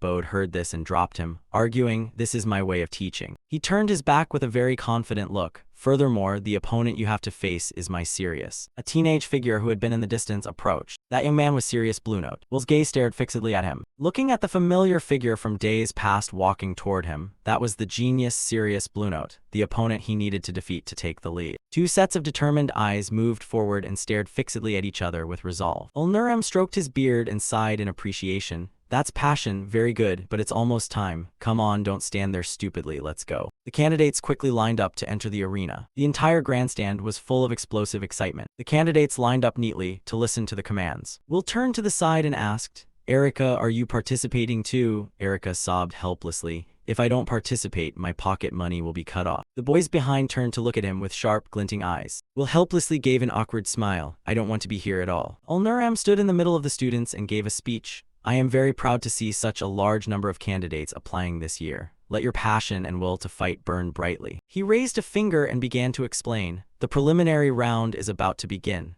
After a specified amount of time, those who remain standing will proceed to the main round. Will was extremely tense and thought to himself, a survival match with hundreds of people here, isn't it too cramped? As if understanding his thoughts, Ulnuram struck his staff firmly on the ground. You must be worried that this place will be too cramped, but don't worry. A wave of magic was released, creating a spatial dimension beneath everyone's feet. Everyone looked down at their feet, completely stunned. What is this? Is that a starry sky beneath the ground? He raised his staff high into the sky. It shone brilliantly, and a large magic formation appeared in the sky. Let's start. Will was teleported to a forest. He began to observe and look around. Is this the forest behind the academy? Suddenly, Ulnuram's voice rang out. Can everyone hear me clearly? I have just randomly teleported all of you. You can avoid strong opponents or cooperate with people you know. Erica was screaming in a panic. Where am I? Sirius had a surprised expression, listening carefully to his words. However, the starting position is all based on luck. Will looked up at the sky and exclaimed, teleporting that many people in the blink of an eye, it's unimaginable. The birds flew away following his announcement. Now, I declare the commencement of the selection exam for field training participants. He quickly jumped and lunged forward. First, he leaped onto a high tree branch to observe. Will began to cast a skill on himself, conceal presence, hiding all life activities and masking his existence. Suddenly, a sound came from behind his back, drawing his attention. A group of two people was fighting a girl. On this side, the young man reached out to order, go my golem. Erica saw it lunging and swung the hammer in her hand. I will crush you with this magic hammer. The girl on this side also blew a stream of cold air. Blizzard. Will stood in the back, smiling as he observed. This is a good opportunity to observe all kinds of attack magic. If I only aim to pass the exam, it would be a waste. He curled his lips into a deep smile. That's good. I want to use that move too. The young man and his golem had defeated the two girls on this side. Both were joyfully throwing their hands into the sky to cheer. All right, I took them both out. Did you see how strong my golem is? Suddenly, Will glided out behind him and replied, I saw it clearly. He reached out and grabbed the young man's head. After that, he activated magic to use the move, Sever Consciousness. The young man's eyes turned blank, losing all light. He fell backward with the momentum. Will placed his hand on his head and began to sense, manipulating the flow of vitality to make the opponent faint. I have to grab the opponent's head, so it's hard to use if the skill levels aren't too far apart, but it can control the enemy without causing much injury. Will broke out in a cold sweat and gave an awkward smile. This is a technique I thought of myself during special training with Professor Veronica. Luckily, it works. Suddenly, he looked vigilantly behind his back. 3 knives flew toward Will, but he quickly dodged them. He looked vigilantly at the sword stuck in the ground. Is this magic? After identifying it, Will exhaled a sigh of immense relief. He looked toward Alps and 2 others who were approaching. Alps, you really never learn. He reached out and began to sneer. Don't know what it means to learn, huh? I don't understand what the hell you're talking about. I'm just trying my best to pass this exam. All 3 simultaneously activated their magic with all the power I have. Will thought internally, so it's 3 against 1, huh? He unleashed sword lights that were bright orange. Create magic blade. The brown-haired boy next to him moved forward. Enchanted poison magic. All 3 used their abilities to launch swords toward Will. Dark shadow clone magic. Alps laughed loudly, very smugly. These poison blades will target you directly. You only need to be hit once and it's over. And with this number, no matter how fast you are, don't even think about blocking them all. The swords flew rapidly toward Will. He looked up at the toxic blade tips and thought to himself, using restoration magic to detoxify is fine, but with this many, it's quite hard to just use physical enhancement to get through without a scratch. His hand began to manifest his own mana, if it's this. Suddenly, a blurred image rolled toward his feet. The swords collided and stabbed into the afterimage, then bounced back. Ulps broke out in a cold sweat and couldn't believe it, shouting loudly, What the hell is that? The golem was now using its body to block in front of Will. He reached out and began to channel magic into it. Basically, restoration magic only works on living organisms, but this golem has an autonomous mechanism by using the caster's blood as a medium. In other words, it is a magical organism. He reached out and began to control the attack. Although it cannot perform complex actions like a living creature, as long as I channel vitality into it, I can control it. The golem quickly followed the order and lunged toward the three people. It swung a fist into the chest of the brown-haired boy, making him vomit blood. He turned and sat down, crushing another person. No. Ulp stood to the side and observed very impatiently. You guys, don't let yourselves be defeated that easily. Suddenly, an afterimage glided in front of him, startling him. Will's hand grabbed his face. He flashed a gentle smile and said, All right, good night. The scene shifted to the golem, fighting the two other players. Will stood on the tree observing, thinking, physical enhancement only works for melee, but golems can cover that weakness. Moreover, by doing this, I can leisurely observe everyone's attack magic. Suddenly, his eyes widened in surprise. From afar, a powerful tornado was sweeping up Will's body. Will was both panicked and suspicious. What just happened? Suddenly, a wave of magic was launched. Will gathered strength and leaped off the tree. That power destroyed nearly half the forest. Even the two students from earlier and the golem had fallen flat on the ground. Will looked extremely bewildered at the devastated scenery around him. From the dust, a familiar figure slowly walked forward. It was Sirius was activating magic and approaching. Will thought, genius Sirius, just as expected. The ability is really impressive. Defeating him won't be easy. He quickly put his hands in his pockets to defend himself. Should I try it? This. His eyes narrowed when he heard Ulnurem's announcement. Stop, that's enough. Everyone stopped hearing this announcement. Good work, everyone. The preliminary round ends here. The four people still standing have passed the preliminary round. Under everyone's feet, a teleportation formation appeared. The final will take place tomorrow at the arena, so rest until then. I will activate the teleportation magic. Everyone, stand still. While being teleported, Will turned to look towards Sirius. He was also staring fixedly at Will, with murderous intent. Will saw this and broke out in a cold sweat, thinking, it seems he is looking forward to tomorrow too. Tomorrow is the final. Everything quickly returned to peace as they left. The scene shifted to Will's room. He was sitting at his desk. He was writing something down. What should I do to kill time today? Outside the door, a noisy sound rang out. That's enough, Ulps. Two people following Ulps were desperately holding him back. That guy is really strong. Besides, it seems he even healed us when we were unconscious. Ulps turned back and glared with anger. Shut up. What the hell do you commoner nobles know? According to the Omen family training, being looked down upon by a healer is absolutely unacceptable. He turned his face away and began to calculate. If this gets out, I don't know what my father will say. The other two looked at each other and broke into a cold sweat without saying a word. Both sighed helplessly and turned to leave. Then do it yourself, Ulps. We're done. No one wants to get beaten up anymore. He panicked and shouted, Wait. Both simultaneously ignored him and left. Ulps had an ugly expression, extremely angry. Whatever, I have to get rid of him. At this moment, Will was sitting leisurely eating cake and reading a book, completely unconcerned. Suddenly, a knock on the door interrupted him. He closed the book and stood up. At this hour, Will stepped outside and slowly opened the door, thinking to himself, I have a bad feeling about this. Ulps, with a friendly face, reached out to greet him. Hello, Will. Good evening. Do you find the night beautiful tonight? He asked vigilantly, What kind of trick are you plotting? He smiled back in a friendly manner. Plotting? I just want to have a peaceful conversation with you. Ulps reached out and started the conversation. Let's be frank, I hate you. I hate healers intensely. I've set up enough traps to kick you out of this academy. Will recalled the previous scenes and thought to himself, I've managed to break a few of those traps. Anyway, good night. He flashed a mystical smile, but I should have said it directly instead of beating around the bush like that. Ulps, with a stiff face, ordered very angrily, Leave this academy. This is no place for healers. Will shook his head in refusal. I respect you for getting to this point, but why must you be so hostile toward me? He answered arrogantly, Why, you ask? I despise healers. Why would I need a reason? Ulps pointed at himself very proudly. Even in the Omen family, anyone born a healer is sent away to remote branches. My brother was the same, a weak, useless guy.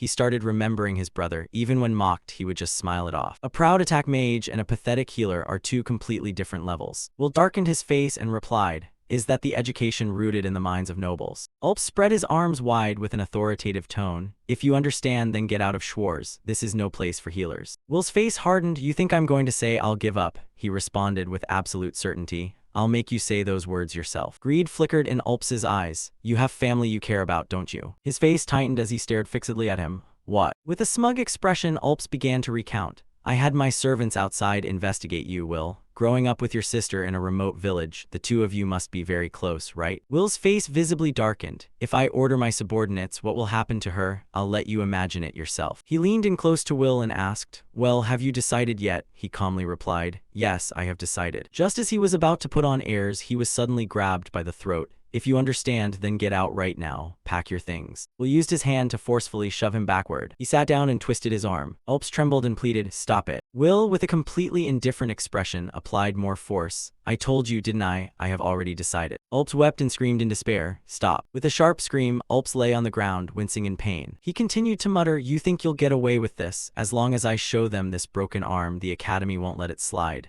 And my father too. Will picked up his arm and cast healing magic. It's fine, I've already healed it. Ulps saw this and was terrified. What are you trying to do? His eyes rolled back and he screamed in pain. Ulp's arm was snapped again. Afterward, it was immediately healed by Will's magic. I'll heal it again. He lifted his arm nonchalantly, then broke it once more. He pleaded in pain, please no. He gave a reluctant smile in response. Come on, my determination isn't that shallow. Targeting me is one thing, but if you dare to touch my sister, I can't just sit still. The piercing screams continued incessantly. You must remember this clearly from the bottom of your heart. I have to break your will. Ulps lay on the ground, fallen into the abyss. What the hell is this guy? He looked at Will's smiling face. This is bad. He's a demon in a healer's skin. I absolutely must never mess with him again. I'll be living a life worse than death. After a fierce and intense moment, Will said, all right, good night, Ulps. He was waving goodbye to Ulps, who looked like a hollow shell. Don't forget the promise to never touch me again. Will stretched comfortably. Honestly, that felt quite refreshing. All right, time to sleep and prepare for tomorrow. The scene shifted to the next day. Will stood on the stage thinking, the main round is about to start. Ulnuran was up above, leaning his hands on the railing and observing below. Bode was sitting next to Veronica, also observing. Will thought to himself, the top four from the preliminaries will face off in a one-on-one knockout match.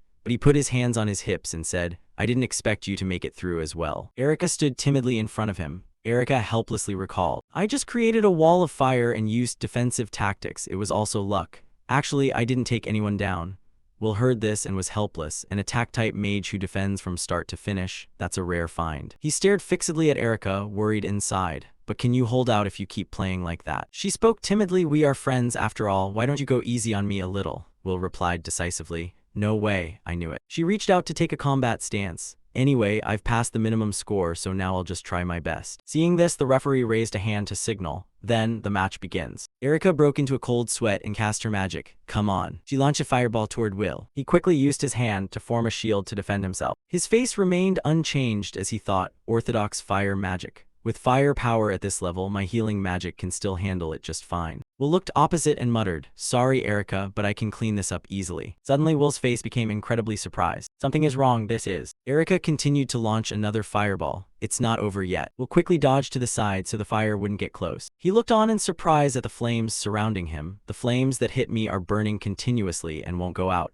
This is Erica's special magic. Fire magic with abnormally persistent properties. Even though the destructive power is average, being complacent and letting myself get hit repeatedly, thinking I can heal it in time, would be very dangerous. The image of that plan surfaced. Last time I borrowed her fire, it burned for a long time too. Turns out it wasn't just the salamander tail property, but her own ability at play too. Using this to create a wall of fire is indeed hard to pierce through, but finally, Will felt a bit helpless and concluded that it truly reflected Erica's persistent personality. The students in the stands cheered for Erica. That girl is pretty good, take down that healer. Gradually, she became even more confident. Oh my, could I actually win against Will? Right, I did pass the preliminaries. Just like that, Erica bravely shouted, if you want to surrender, now is the time. But her opponent calmly replied, it's fine, I'm about to counterattack. She instinctively said, of course, before realizing something was wrong. A fireball stronger than the previous one was launched. This time it will definitely hit. The corner of Will's mouth curled into a smirk. If this fire refuses to go out. He reached out his palm to touch the fire. Executing a plan I've mapped out, I'll use it to attack directly. Witnessing the scene, Erica thought in shock. Using my own flames, a fire punch. Having let her guard down for a second, Will appeared right in front of her. Her face turned pale.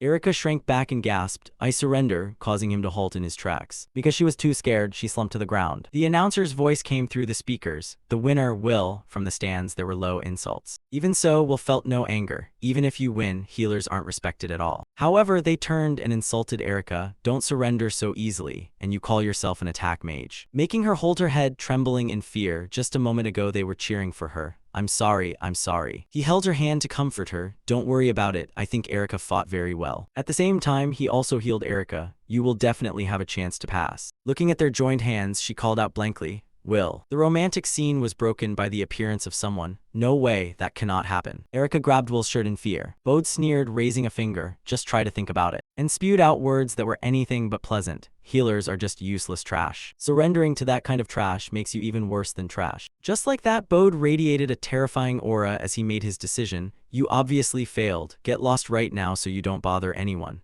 She trembled, trying her best to answer, I'm leaving now. While Erika was already gone, he turned to rebuke the other man. Isn't it too much to talk to a student like that? He used his position as field training supervisor as an excuse. If the level of the participants is too low, I have to tell them straight, don't I? It's called tough love. As he spoke, Bode turned away, but his words seemed to imply something. It seems only one person can pass this year. Suddenly, a tiny voice sounded behind Will. You're in the way. Turning his head, he saw a familiar face. Sirius, since when were you? And speak up a bit. As he walked past him, he carefully asked, do you think the same as Professor Bode? And the answer from Sirius was, ultimately, strength is everything. Professor Bode is right because he is strong. Everyone has their own opinion. Will couldn't refute anything. I understand. His tiny voice rang out, but I don't think you are weak either, so. Sirius turned his head, placing his trust in him. I hope you will use your full strength. He frowned, looking seriously at the person in front of him. The familiar name truly brought back many memories. Sirius Bluno. Come to think of it, in my past life, I heard about a terrifyingly strong attack mage of my generation on the northern front. The winds he created swept everything away, and simultaneously defeated many opponents. This power truly swept everything. Finally, the final match arrived, Will versus Sirius. Before the match, Will initiated the conversation. Judging by Professor Bode's attitude, it seems I won't be acknowledged unless I win. A confident and familiar smile appeared on his face. So, I will definitely win. Opposite him, Sirius calmly replied, is that so? Waiting for the two candidates to finish speaking, the referee shouted, Selection exam final, match start. A blast of wind appeared from beneath his feet. A giant wind was launched by a hand much smaller than it. Will gently dodged to the side. He stomped his feet with force, and electric sparks were released outward. Will used his power to leap toward his opponent. Sirius's face became clearer and clearer. Suddenly, a great wind rose, forcing him to retreat. The force was so strong, Will had to cover himself with his hands. After a moment of trading blows, he didn't rush in to attack like usual. I see, I really can't get close. Who will win this match, Will or Sirius? The result will be known soon. Dust appeared in the arena. Sirius spoke wearily. Too fast, how annoying. Magic power gathered in his palm. Then how about this? A powerful wind appeared, but in a different form than the wind pillar from earlier. Will also realized the difference. It's not a tornado. This is a wind blast blowing away a large area. He was also casting magic on himself. At this rate, I'll be blown off the stage. He then crouched and placed his palm on the ground. I have to use this then. A strange phenomenon occurred. A tiny plant gradually grew up, and finally it sprouted into a large tree. Sitting in the stands, Erika thought in shock, is that also healing magic? Admiration for Will emerged. Will is even stronger now. Regarding this technique, he was extremely confident. Professor Veronica, what do you think? A leaf fell from the tree. Below was Veronica's bewildered expression. What is this? Will stepped forward to explain why the tree grew from the ground. I channeled life energy into the plant to make it grow rapidly. I read about attack magic that controls plants in the library and thought I could do it too. With this move, my tactics will be diverse depending on the plant species. Suddenly his vision blurred. Caught off guard, Will's swaying body was supported by her. Veronica calmly lifted him up and asked, are you okay? He scratched his head and asked carefully, I'm fine, but is this me running out of mana? He scratched his face without paying attention. The book didn't say this move was this exhausting. She suddenly said in a low voice, so that's how it is. He asked suspiciously, what do you mean? She had to explain the situation. Destruction is always easier than healing. Healing magic consumes mana much more dreadfully than attack magic. When using healing magic to attack, the efficiency of mana usage is certainly extremely low. It was another new piece of knowledge he needed to absorb. I understand. I have to carefully consider the timing before using it. Finally, back in the present, Will was very confident, thinking, and this is that moment. From the beginning, I had no aptitude for attack magic. I will overcome all these disadvantages. But facing the large tree in front, Sirius calmly raised his hand. The tree was instantly split in two by a sharp wind. This move is, he didn't expect the wind blades to appear. He even has that move too. Will's mind listed the types of moves he used. A tornado swallowing the enemy brutally, a gale blowing away a large area, wind blades cutting through hardwood. Anyone getting close is blown away by the tornado surrounding him. After listing them, he concluded, magic is too strong, not a single opening. Indeed, it's the level of a top contender. However, Will would not give up easily, but I have decided to become strong using this very magic. Thinking this, he immediately lunged forward. Once again, protected by the wind, Sirius said calmly, No matter how many times you try, you will never be able to touch me. His whole body was sent flying away, but the corner of his mouth curled into a smile. Noticing that, he couldn't help but feel puzzled. Suddenly, a sharp plant grew up, piercing through Sirius's shoulder. After doing it, it immediately went back into the ground, leaving him astonished. What is this? Will stood up kindly to answer the question. Your tornado couldn't protect you underground, right? This type of plant roots deep and can sprout up anywhere. Actually, they are called rhizomes, not roots. Glancing at the familiar figure behind the stands, Sirius clicked his tongue in annoyance. Lost in thought for a moment, he curiously asked, "You care about Professor Bode that much? You two don't seem to get along at all." Bode was frowning and scowling as he watched the match below. The answer was quite simple. He is strong and he taught me. But Will didn't believe it for a second. Just because of that, you don't need to learn from him. You come from a prestigious family, right? The other man fell silent for a moment before beginning to tell his story. In my clan, magic power is everything. Age and gender don't matter. The strongest is the one who leads. Because of that, everyone is an enemy competing for the inheritance. Even my father refused to teach me magic. Hearing that, Will felt quite uncomfortable and muttered, "That kind of family." Sirius just concluded by saying, "So for me, following the professor is the best way to become stronger." Once the conversation finished, the fight resumed. "Are you done? The shoulder you hit is still hurting like hell." Everyone watched the immense power ahead with fear. Will smiled awkwardly as he looked at the scene before him. A dragon created from wind appeared. "Let's end this." The dragon lunged swiftly toward the opponent. Now Sirius was truly getting serious. Lately, deep inside, I kept thinking that those attack mages were just playing around, that I was the one putting in more effort, fighting without any innate talent, but it really is true. Having talent doesn't mean you are superior or better than others. Status, talent, or background, everyone is equal. Because of that, he suddenly laughed and blurted out, "Sirius, right now I really want to defeat you, just telling myself that." The two stood face to face, just like sworn enemies. What kind of declaration is that? A magic circle appeared on the ground. "Come forth, my best seed." Huge branches immediately grew out, with lush leaves sprouting outward. Between the massive trunk appeared a magic circle. The tree was named Yggdrasil. It is a type of tree that usually requires a lot of time to grow huge, but forcing it to grow this fast would consume much more mana than other species. The dragon and the tree collided powerfully, but the more mana I poured in, the higher it grew. The force of the wind was so strong it forced Will to retreat. The dragon finally shattered the tree, causing Sirius to sigh with relief from afar. A branch was blown into the sky by the wind. But it wasn't a branch, it was the giant tree trunk itself. He hadn't expected his vision to be deceived. Sirius was so shocked he blurted out, "What?" Once again, he had to explain clearly. This type of tree has extremely intense vitality. Even a single branch can become enormous. Since Sirius was creating a wind dragon, he wouldn't have time to defend. Finally, the tree trunk crashed down onto the ground. Sirius was trying to crawl out from under the massive tree, pinning him down. Before him was Will, standing firmly with his sword pointed at Sirius. Drowning out Will's panting was the commentator's voice. "The winner, Will." The event left everyone in the stands shocked. They began to buzz with discussion. "Hey, that healer actually won. He took down Sirius in a one-on-one duel. Maybe he really is strong." From the moment the match was decided, Sirius had been silently bowing his head. Will extended his hand with the good intention of helping him up, remarking, "That was close. No wonder you're a genius."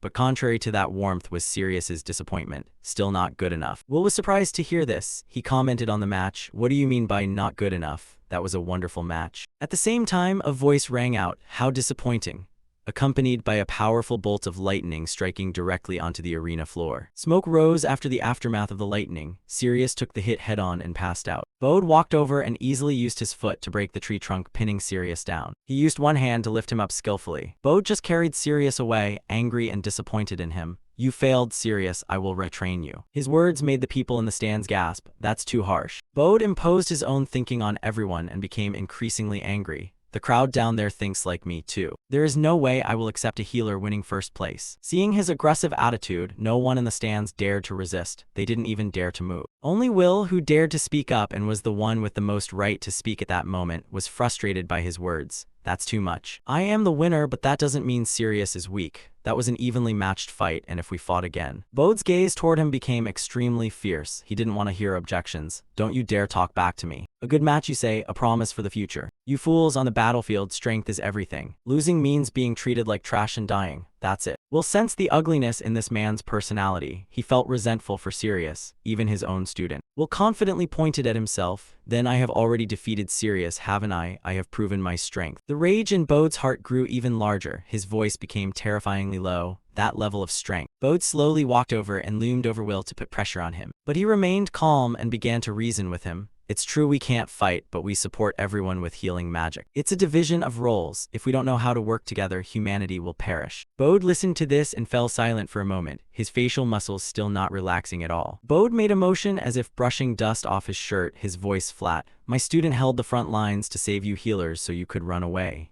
Yet, those healers were wiped out pathetically by weaklings while running away. My students, left broken and with nowhere to return to, have all died. You can't even stand firm on the battlefield, and you couldn't save my students. Just because of trash like that, why did Sirius have to sacrifice himself? When the last word ended, it was also the moment he had his fist ready, aimed at Will. He stood motionless while hearing about the hidden pain the man had been burying. Will also acknowledged that Professor Bode had a point.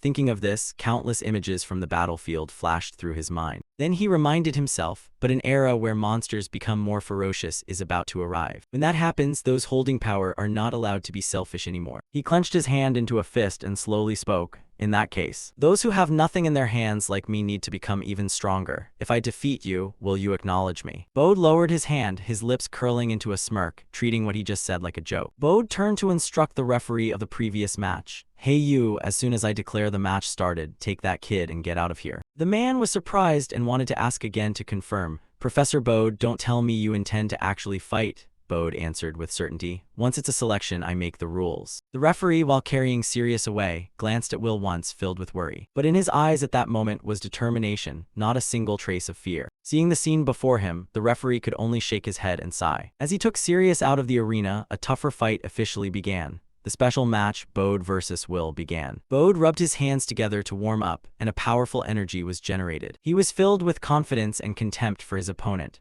I will prove to you just how low your level is. Bode's overbearing aura and power made Will slightly wary. My mana is almost out, and this opponent is the strongest one yet. I won't win by fighting normally. First, I have to use this. Looking at the way he activated his technique, Bode also attacked. Too slow. Will looked up, the light from Bode's magic shone on his face. His attack was incredibly powerful, as if wanting to tear through space. After that attack, the aftermath left only spreading dust and smoke. Bode held up 3 fingers on his hand, extremely smug. Let me teach you the 3 reasons why my victory is absolute. First, the overwhelming range to control the enemy. Second, the speed that leaves the opponent helpless. And finally, the power to finish it in one blow. The opponent can no longer do anything. It's over. Or can you not hear anything anymore? When he thought the enemy had failed, Will's voice slowly rang out. Where is the finish in one blow? Contrary to what he was hoping for, Will remained steady, kneeling on the ground. His body had a few scratches, but they were negligible. He had successfully calculated everything. I knew Bode possessed special lightning magic. To minimize damage from electricity, I must avoid getting hit directly in the body.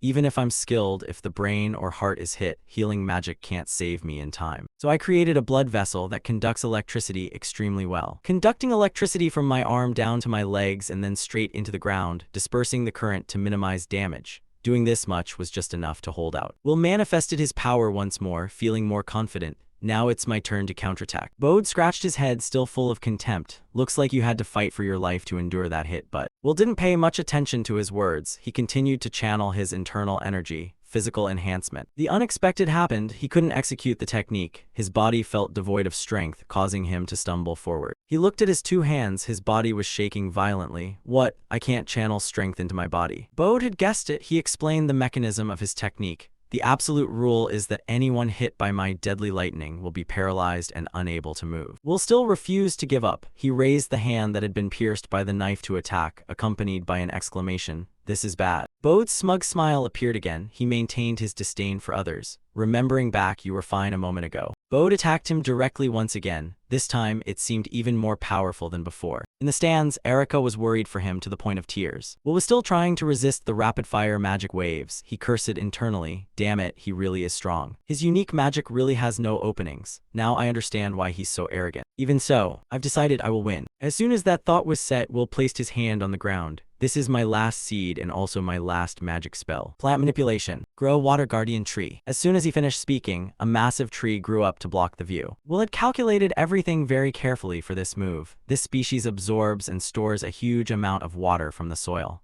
If I use it as a shield, the lightning will be dispersed. Bode was still overwhelmingly confident. He believed that move of his couldn't do anything to him. so what? Accompanied by that question was the surprise in Will's eyes. Everyone in the stands was gaping in amazement at this point. The guardian tree just created by Will's magic was now snapped in two by Bode, unable to resist. Looking at the tree in front being destroyed, Will shouted in disbelief, "Impossible." Bode walked over to him full of confidence. He continued to show contempt. "That's your final move," finishing with such a pathetic defensive move. But when he walked closer to the tree, Bode discovered a mushroom growing on the trunk. Then, as if catalyzed, a forest of mushrooms began to sprout endlessly. Of course, this stunned Bode. He shouted in confusion, "What the hell is this?" Will, while pulling the knife out of his palm, smiled coldly. "I didn't expect it to be this effective. Some plant and mushroom species have spores that grow at lightning speed after being struck by lightning. A forest burned to ashes is the perfect development opportunity because there's no competition, right? This foam blower mushroom is one of them, but that's not its only characteristic." Bode involuntarily watched thousands of mushrooms growing. He still couldn't believe it.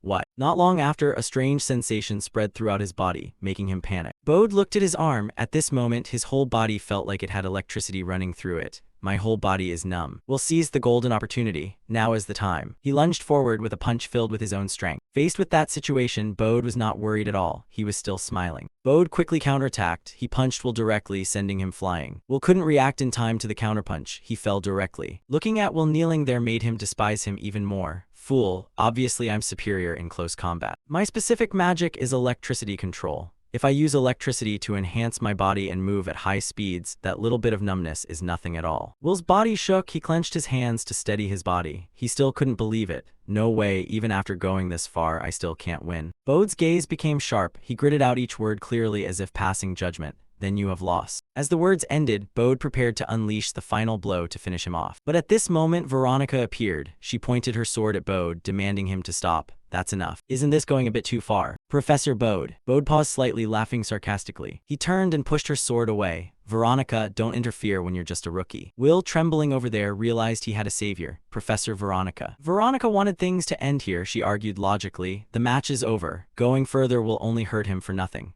Bode protested. "This kid can heal his own wounds. He can still fight." Veronica continued to try to protect Will, only when he still has mana. He doesn't have enough mana left. The more he heard, the angrier Bode became. He wanted to attack Veronica as well. He just lacks the will to fight. She didn't back down. Veronica began to gather her aura, ready to fight. There's nothing left to discuss. Both of them lunged at each other, signaling a massive conflict about to break out. But luckily, just at this moment, a voice rang out, stopping the intense willpower of those two. "That's enough, both of you." Ulnuram appeared, looking down at the two of them from above. Ulnuram spoke up to warn them that it would be pointless for the two of them to keep fighting here. He descended slowly, gentle as silk. Ulnuram looked toward Bode and said calmly, "Bode, stop it." He closed his eyes with a warning in them. Bode could sense that his expression was uneasy. But this order wasn't to be argued with, so Bode scratched his head and agreed, "All right then." Only then did Ulnuram turn to Veronica. His expression changed completely compared to when he looked at Bode. "Veronica, I apologize for not explaining clearly." He put a hand over his mouth and cleared his throat a few times to draw everyone's attention. Ulnuram officially announced, "The main portion of the field training selection ends here. Everyone disperse at once." People didn't linger and slowly moved out of the arena. Will was still struggling to heal himself. He grimaced in pain. "Damn it, I'm out of mana. The treatments aren't working. I don't want to lose. Is the gap really this big?" Veronica said nothing and simply lifted him up. Will was extremely flustered. Even calling her name was difficult. "Professor Veronica." She calmly comforted and encouraged him. "You've done very well, don't push yourself, rest now." Will sheepishly bowed his head. He whispered, "I understand," but inside he still wasn't satisfied. "Done very well, huh? That's still not enough." A night slowly passed. Walking along the road, Will kept thinking to himself that was the attack mage's power at its peak. Not just raw strength, but a level of tactical sophistication entirely different. But even with them, humanity would be doomed. "I need to be stronger." He arrived at a room. Will opened the door, looked inside, and said politely, "May I come in?" Ulnuram was inside. He greeted him warmly. "Will, glad you came." He stroked his beard and asked after him with concern. "Your wounds seem all right, just as I predicted, or rather." Without waiting for him to ask further, Will explained directly that once mana recovers, these minor injuries will heal immediately. Ulnuram laughed heartily and confirmed, "Then participating in the field training won't be a problem." Hearing this surprised Will, and he asked again to be sure, "I'm allowed to join." Ulnuram took it as obvious. "You won the main event, of course you are. Besides you, Sirius and Erica also passed." Will still seemed incredulous, "But sir, Professor Bode said everyone failed and I didn't even win." Ulnuram understood and explained, "It's like that every year." This surprised Will again. Every year, Ulnuram revealed Bode's purpose.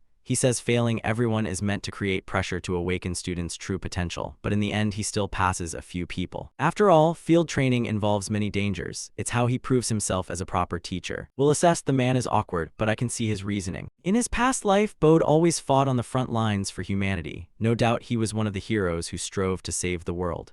Even if I dislike his words and actions, he has his own pride. Without keeping Will waiting, Ulnuram quickly gave him his assignment. Now, Will, you'll form a team with students from other academies as an attack mate, and you'll carry out monster hunting missions. In truth, Will was still dazed. He kept repeating those 4 words to himself, monster hunting missions. This is the first time I've faced monsters since my reset. 5 years later in my previous life, these monsters were the direct cause of humanity's extinction. First, we must mention their origin. Monster originally referred to any creature possessing magical power. Not every monster is hostile to humanity. They sometimes attack humans, but that's survival behavior, part of natural competition. If you understand their ecology, they can be neighbors you can make use of. However, in about 2 years, the world will change. The blood moon, monsters exposed to that red moonlight become extremely savage. And from then on, the tragedy begins. Monsters gather together and start slaughtering humans simply for the sake of killing. 2 years after that, the Demon King descends to the mortal realm. Humanity quickly falls into a disadvantageous position. Many die and nations collapse. Attack mages are highly valued on the battlefield, but because of that they are sacrificed one after another. The same happens to outstanding knights. Healers don't go to the front lines. Once the battle lines break, there's nothing left but to be wiped out by monsters. By the time I died, there was almost no one left who could fight. Within months, humanity would be extinct. Will clenched his fist and vowed to himself, I cannot let that tragedy repeat. I must become stronger than anyone from my previous life and seize power to fight the massive monster invasion. And if possible, find the cause, the blood moon's origin that makes monsters brutal. Ulnuram saw him brooding, stroked his beard, and remarked, that's quite determination. Your gaze looks like the day we first met. He gently encouraged him, keep this up and you'll be fine. Will felt a bit anxious. Fine,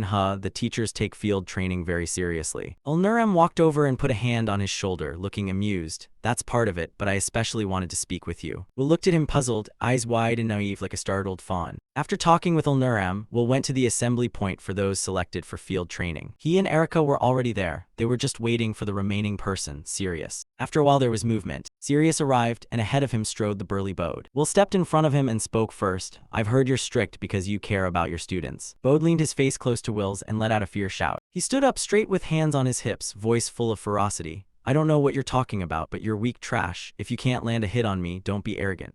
Will felt embarrassed by his attitude and whispered yes, inwardly grumbling that his attitude hadn't changed at all. Bode passed by him, huffing. If you understand, then focus on the field training, you idiot. But I'll thank you for taking care of Sirius. At that moment, Sirius, standing behind him, also spoke up slowly. Me too. Will was startled by his sudden appearance behind him. Sirius, Will thought to himself, still so taciturn. Sirius clenched his fist and punched the air to show determination. Thanks, because of that I can give my all in training and become stronger. That's Professor Bode's lesson. As long as you survive and can take revenge, it's not a loss. Will shared the same energy. He raised his hand to bump fists. Good, you must keep getting strong. Sirius smirked with a cheerful smile. He reached out to bump fists with Will as a promise. Then he quickly moved over to Bode. Will watched him go, quietly grateful. Having more outstanding attack mages is a good thing. It will surely make the fight against the monsters easier. From afar, Veronica reminded him, Will, we should head out too. Will replied cheerfully, I'm looking forward to this trip as well. On the way to the field training site, inside the carriage, Veronica announced, we'll soon reach Dunkel Forest. Let me confirm the training details. This time you'll be assigned to clear goblins in Dunkel Forest. 3 trainees from Schwarz, Heilig, and Silburn will form a 4-person team with an instructor from one of the schools to assist.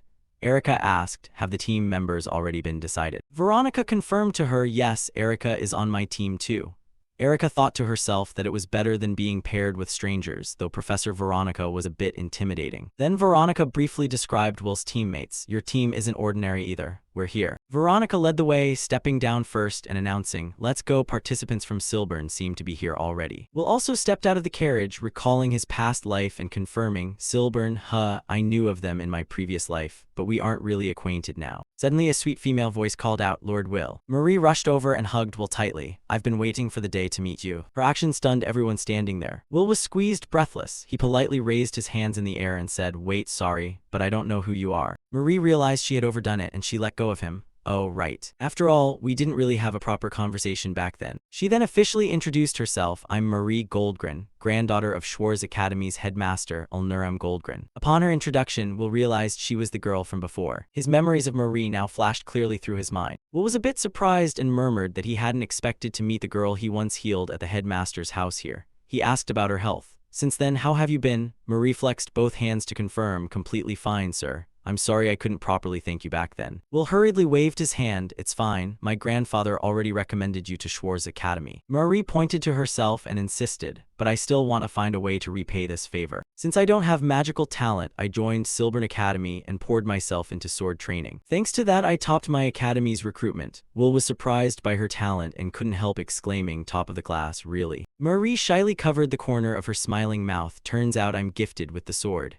Will could only let out an astonished wow. He looked at the petite girl before him and assessed silently. To rise from bedridden to top the class in such a short time, she's no joke. She stepped forward, took his hand and lifted it up. I'll definitely be of help to you, Lord Will. That's why we're on the same team. After understanding her better, Will happily agreed. If that's the case, let's do our best together. At that moment, Will realized something. So this was the headmaster's plan when he said he was counting on me. Marie noticed a carriage approaching them. She quickly grabbed Will's hand and ran off. Heilig Academy's people have arrived. Let's go greet them. Erica was also surprised by how quickly they bonded. They seemed to be having fun.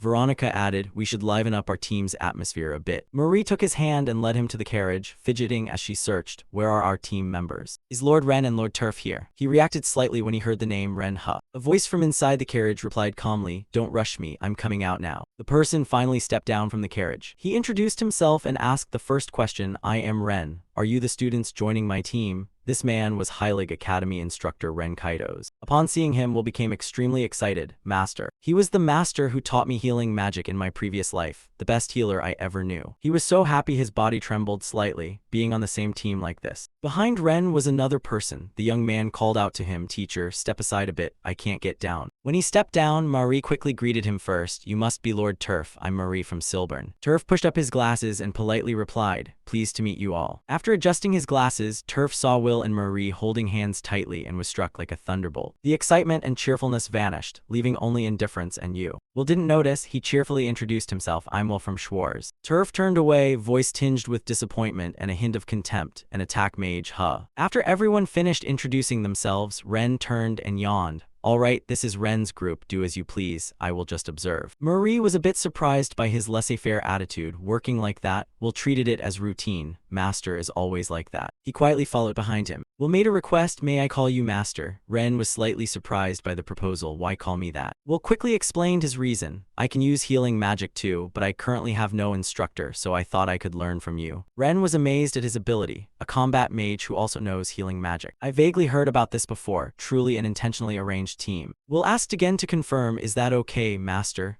Ren didn't mind the formality and accepted, call me whatever you like. Marie, overhearing the exchange, joined in. If Lord Will calls you that, I'll call you Master too.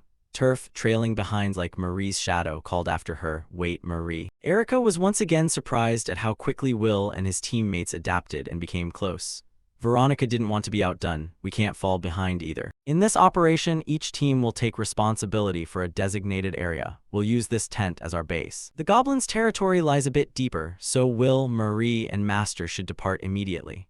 As in real combat, the healer won't go to the front line but will stay at the base. That's why I didn't participate in my previous life. On the way, Marie asked, even though Master is a healer, will you still go to the front line? Ren explained quickly, basically I'm the supervisor for this, I'm fine, do whatever you students want. I don't like rigid constraints either. Marie matched his laid-back rhythm, then I won't be formal either. Will hesitated slightly and pointed behind her. By the way, not being formal, what I mean is. Marie realized that, of course. She quickly prepared to draw her weapon. Marie gripped the massive greatsword with both hands, confident and ready to unleash her full strength. I'll swing the sword with everything I've got. After finishing off the monsters, Marie happily hopped on the ground, then jumped onto the pile of monster corpses she had just cleared to celebrate the victory. The huge contrast made Will wonder was that this girl, the girl who used a gentle face to call him Lord Will. Marie launched herself and swung the gigantic greatsword with a determined look in her eyes. Will looked up in stunned admiration, this was Marie's swordsmanship, each strike carrying terrifying power. Perhaps she alone could clear this place out. Just as he recovered, Marie suddenly froze, eyes wide in surprise. Seeing the monsters closing in, she exclaimed, "There are so many of them." Ren, observing Marie's stance, murmured an assessment. "She's certainly impressive, but exposes too many openings. The young lady is great at wide area attacks but seems weak when surrounded. Cover her," Will heard and quickly replied, "Understood." He fell silent for a moment, elated. At last I'm about to fight monsters. A monster charged with razor teeth and a roar that shattered the quiet of the place. Will's expression darkened as he thought to himself, those terrifying monsters. A hand suddenly touched Will's shoulder from behind, sending a chill down his spine. A calm, deep voice sounded, "Why are your shoulders so tense? Relax." Will looked up with a pensive, slightly surprised expression and did not reply. After a while he smiled faintly and replied friendly, "Yes."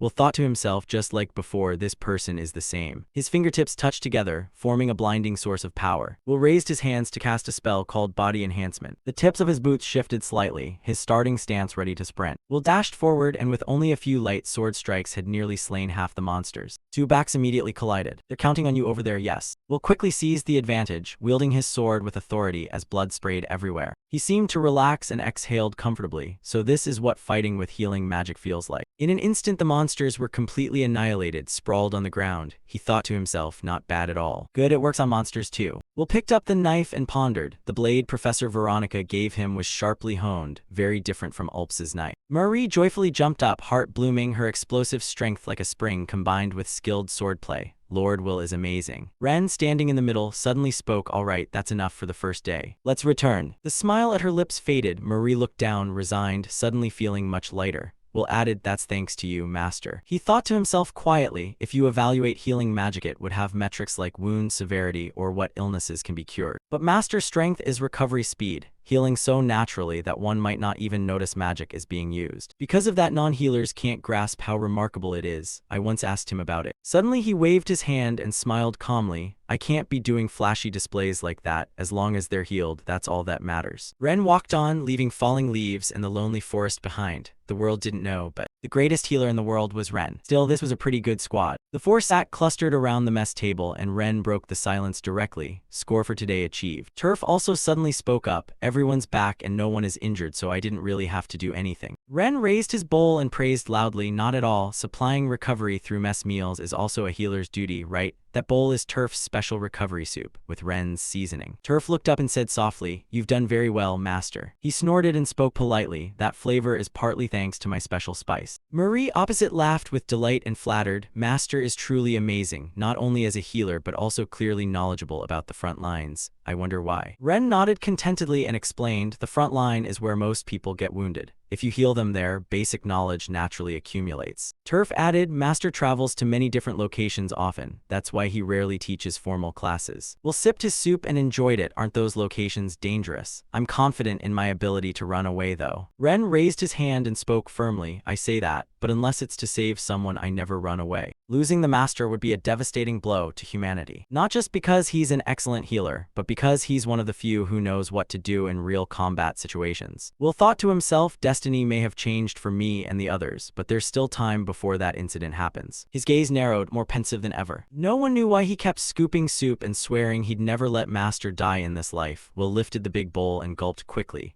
Ren, seeing that, awkwardly said, "Your appetite's quite something." "Make another bowl then, Master is wonderful." The little tent buzzed louder than ever. Meanwhile someone was quietly marshalling his troops in the dark night. A hand formed an eye-shaped sigil emitting a great power, the power of the blood moon. Right there the monsters grinned savage smiles with blood-red, bloodshot eyes. At the same time a massive foot stepped forward from within. It was an orc, one of the high-rank monsters. The next day we set out again to exterminate goblins once more. We shared lessons from yesterday's battle and team coordination improved noticeably. We even said at this pace the mission could be finished by tomorrow. Yet the three of them stood straight with expressions not very pleased, their feet still planted on the soft, verdant grass strip. Ren called out, making Will and Marie both turn to look. "Let's head back." Marie suddenly objected, her tone questioning, "Why? We haven't taken down a single one today." Will asked, "Is something up ahead?" Ren did not answer, only explained calmly, On the contrary, there are no traces of anything. Goblins have a strong territorial instinct. If an outsider invades, they rush out to attack like yesterday, but we've come this far and still haven't seen a single one. A voice rang out. You just noticed? What's going on? He sighed and cautiously lowered his voice to answer. I don't know, but on the battlefield you should trust your instincts. Ren turned and waved an order. That's it for today. Return, and while you're at it, call another nearby group to rendezvous. Marie looked up and blurted out, I believe Professor Veronica's group has a base nearby. Hearing that, Ren turned back with a faint smile, the corner of his eye curling. You really have good intel.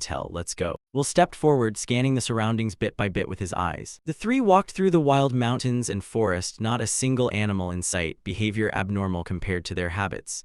It felt awful. Marie led the way, brushing aside branches to clear the path. We'll reach the road near the nearby base. Sunlight was gradually shining dazzlingly through the leaves, creating a warm space. I couldn't stop thinking about my past life, even knowing it was impossible, but Will suddenly froze, his face darkening. He saw a small hand tightly bound by a thick rope. A small face, pitch black with no smile, staring fixedly downward. It was Erica. She was bound fast to a straight wooden post. Marie rushed forward, waving her hand and shouting excitedly, I'll save you right now. She stepped forward quickly, not noticing that her small feet were perilously close to danger. Marie instantly tumbled into the trap, mud and dirt smeared everywhere. Will shouted loudly from a distance. She pulled something out from behind with a determined expression.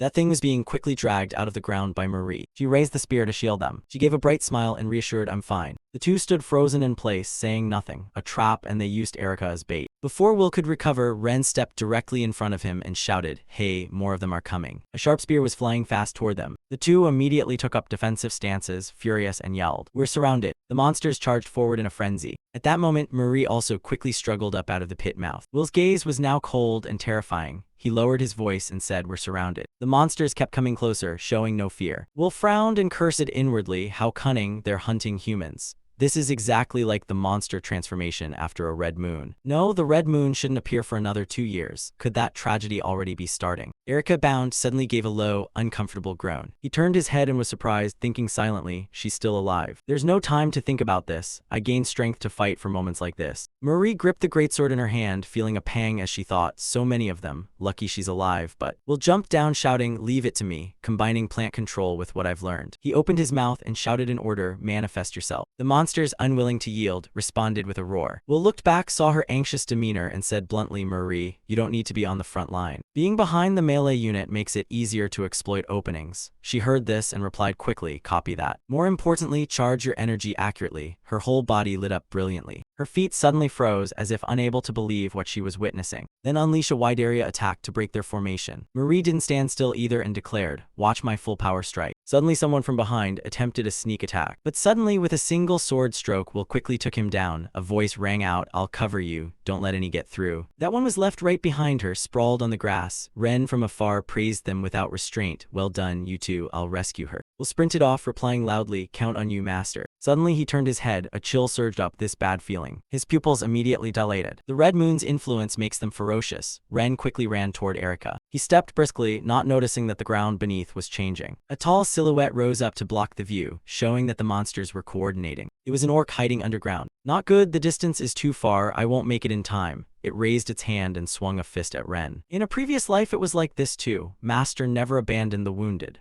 From now on I'll be the greatest healer in the world. He witnessed that scene and gritted his teeth. No matter how excellent a healer is, living like that means it'll take many lifetimes to fix things. The fist came close, a helpless voice called out, Master. Ren also paused for a moment, said nothing. The monster reached forward powerfully, moving with more majesty than ever. He smiled faintly and lowered his voice to ask, Wait, what's going on here? Was that a physical buff just now? Did Master use healing magic to attack? The monster used bloodshot, sharp eyes to try to brutally eliminate targets around it. It swung its hands wildly at Ren. Luckily, he nimbly dodged. Ren's feet sprang off the ground, leaving specks of dirt on his cloth shoes. He dashed around behind the monster and used a stealth strike. Ren lightly touched the back of its neck and said farewell in a calm voice, then sleep well. A beam of blue light shot through the back of the monster's neck and frightened it. It immediately sensed danger from behind, frowned, and whimpered. With a single quick stealth move, Ren quickly felled the monster, making it sprawl onto the lush grass. Will rushed up to Ren, shouting, Master, that move just now. He didn't explain much, only answered in a low voice, something like that. A good teacher can also learn from his own disciple, though I just came up with it too. Will and Marie beamed and praised nonstop. He said, as expected of Master, and Marie quickly added, that was so cool. Ren untied Erica, regained his initial composure, then ordered, all right, retreat while we still can. Will glanced over with with a gloomy expression. The monsters were still struggling among themselves. He lowered his voice and asked, with Master's strength, couldn't he wipe them out? Ren sighed helplessly and explained, idiot, I only put the orc to sleep. I'm a healer, even if it's a monster, I have no intention of harming it. When it wakes, it'll feel better. Will ran behind him, watching his retreating figure. The corner of his mouth lifted into a slight smile. Indeed, Master. We broke the goblins' encirclement. After taking down a few pursuers, it seemed they'd given up. The four stopped in an open spot.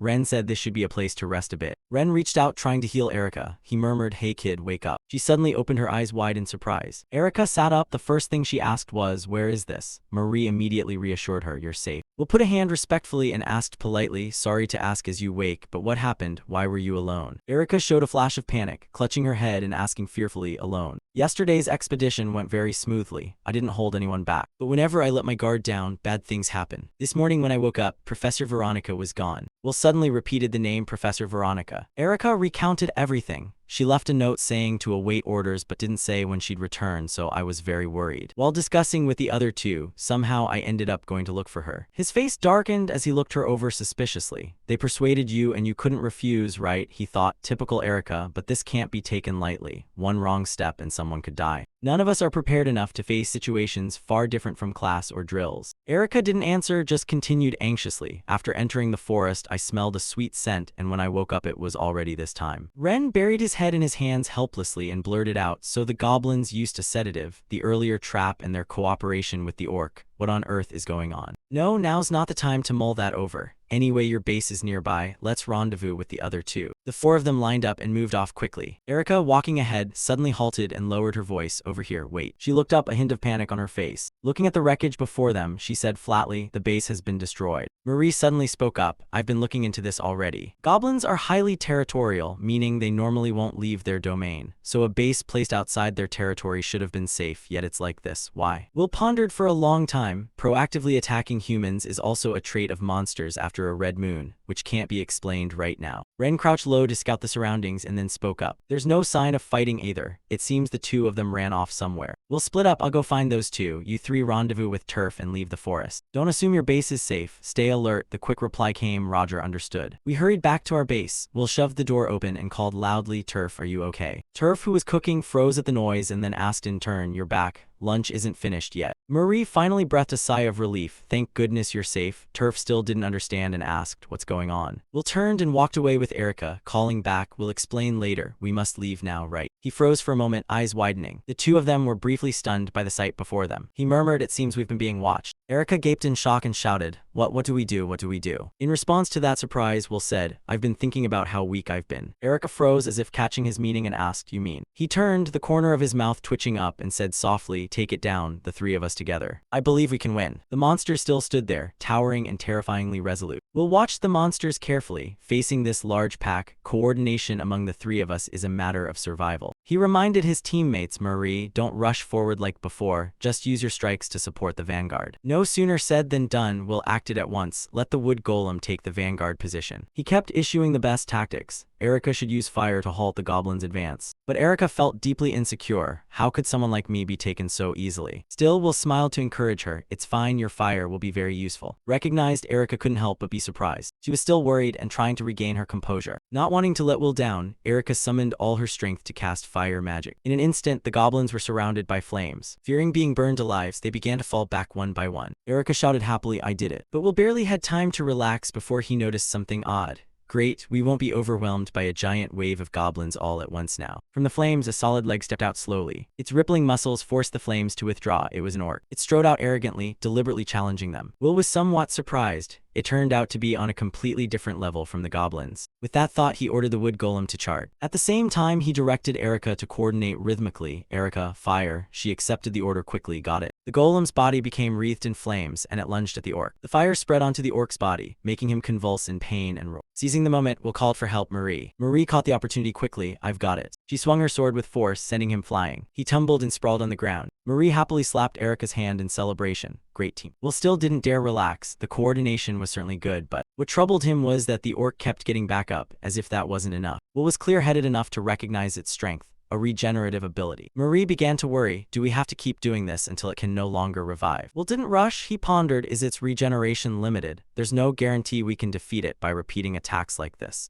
If we intend to finish it, we need a more reliable method. But then Erika screamed in alarm, snapping him back to reality. Something's coming. Will stood alone against a powerful energy barreling toward them. But when he slowly opened his eyes, what faced him was a blade. Indeed, a fiend was attacking him, the goblins. From farther off, you could see the orc holding them in his hand, preparing to throw them. Will didn't waste words and sent that fiend to the afterlife. Damn it, annoying snipers. Erika deftly spotted another fiend swooping down from above. They're appearing again. Marie charged up and kicked them clean out of the sky. She seemed to have a plan of her own. I'll send them back where they came from. With that, Marie sent the fiend flying far away. This was when she showed her reliability. Sir Will, you look like you've thought of something, so let me handle it from here. Hearing that, Will acted with confidence. I'm counting on you. He put full trust in his teammates, using Erika and the wood golem's area attacks to halt the hordes of goblins. Marie would return the thrown weapons. With nothing else to worry about, Will charged into melee with the orc. Now I just have to deal with this orc. He quickly noticed his presence, but Will was a step faster and evaded the attack. From afar, the battlefield was shrouded in dust and smoke. The orc kept missing its strikes and instead took a hit to the groin from Will. This enraged it further, teeth grinding viciously. The orc roared angrily, the sound echoing through the forest. The chest wound Will struck moments before knitted itself shut. Even the slashed wrist had quickly healed, only to find that Will was behind it before anyone knew it. You're careless now. He unleashed magic from directly behind it. This is the finishing blow. Will didn't hesitate to use magic to defeat it in one strike, amplifying the life force. The orc's heart suddenly began to ache sharply. Its whole body trembled as it weakly moaned. Its eyes rolled back and tears welled up. The scene turned grisly, blood spraying everywhere. The outcome was obvious at a glance. Will broke into a triumphant smile. The battle ended and the orc collapsed onto the grass. At last he could exhale. By forcing the orc's regeneration to overwork, the surge of vitality made its body explode.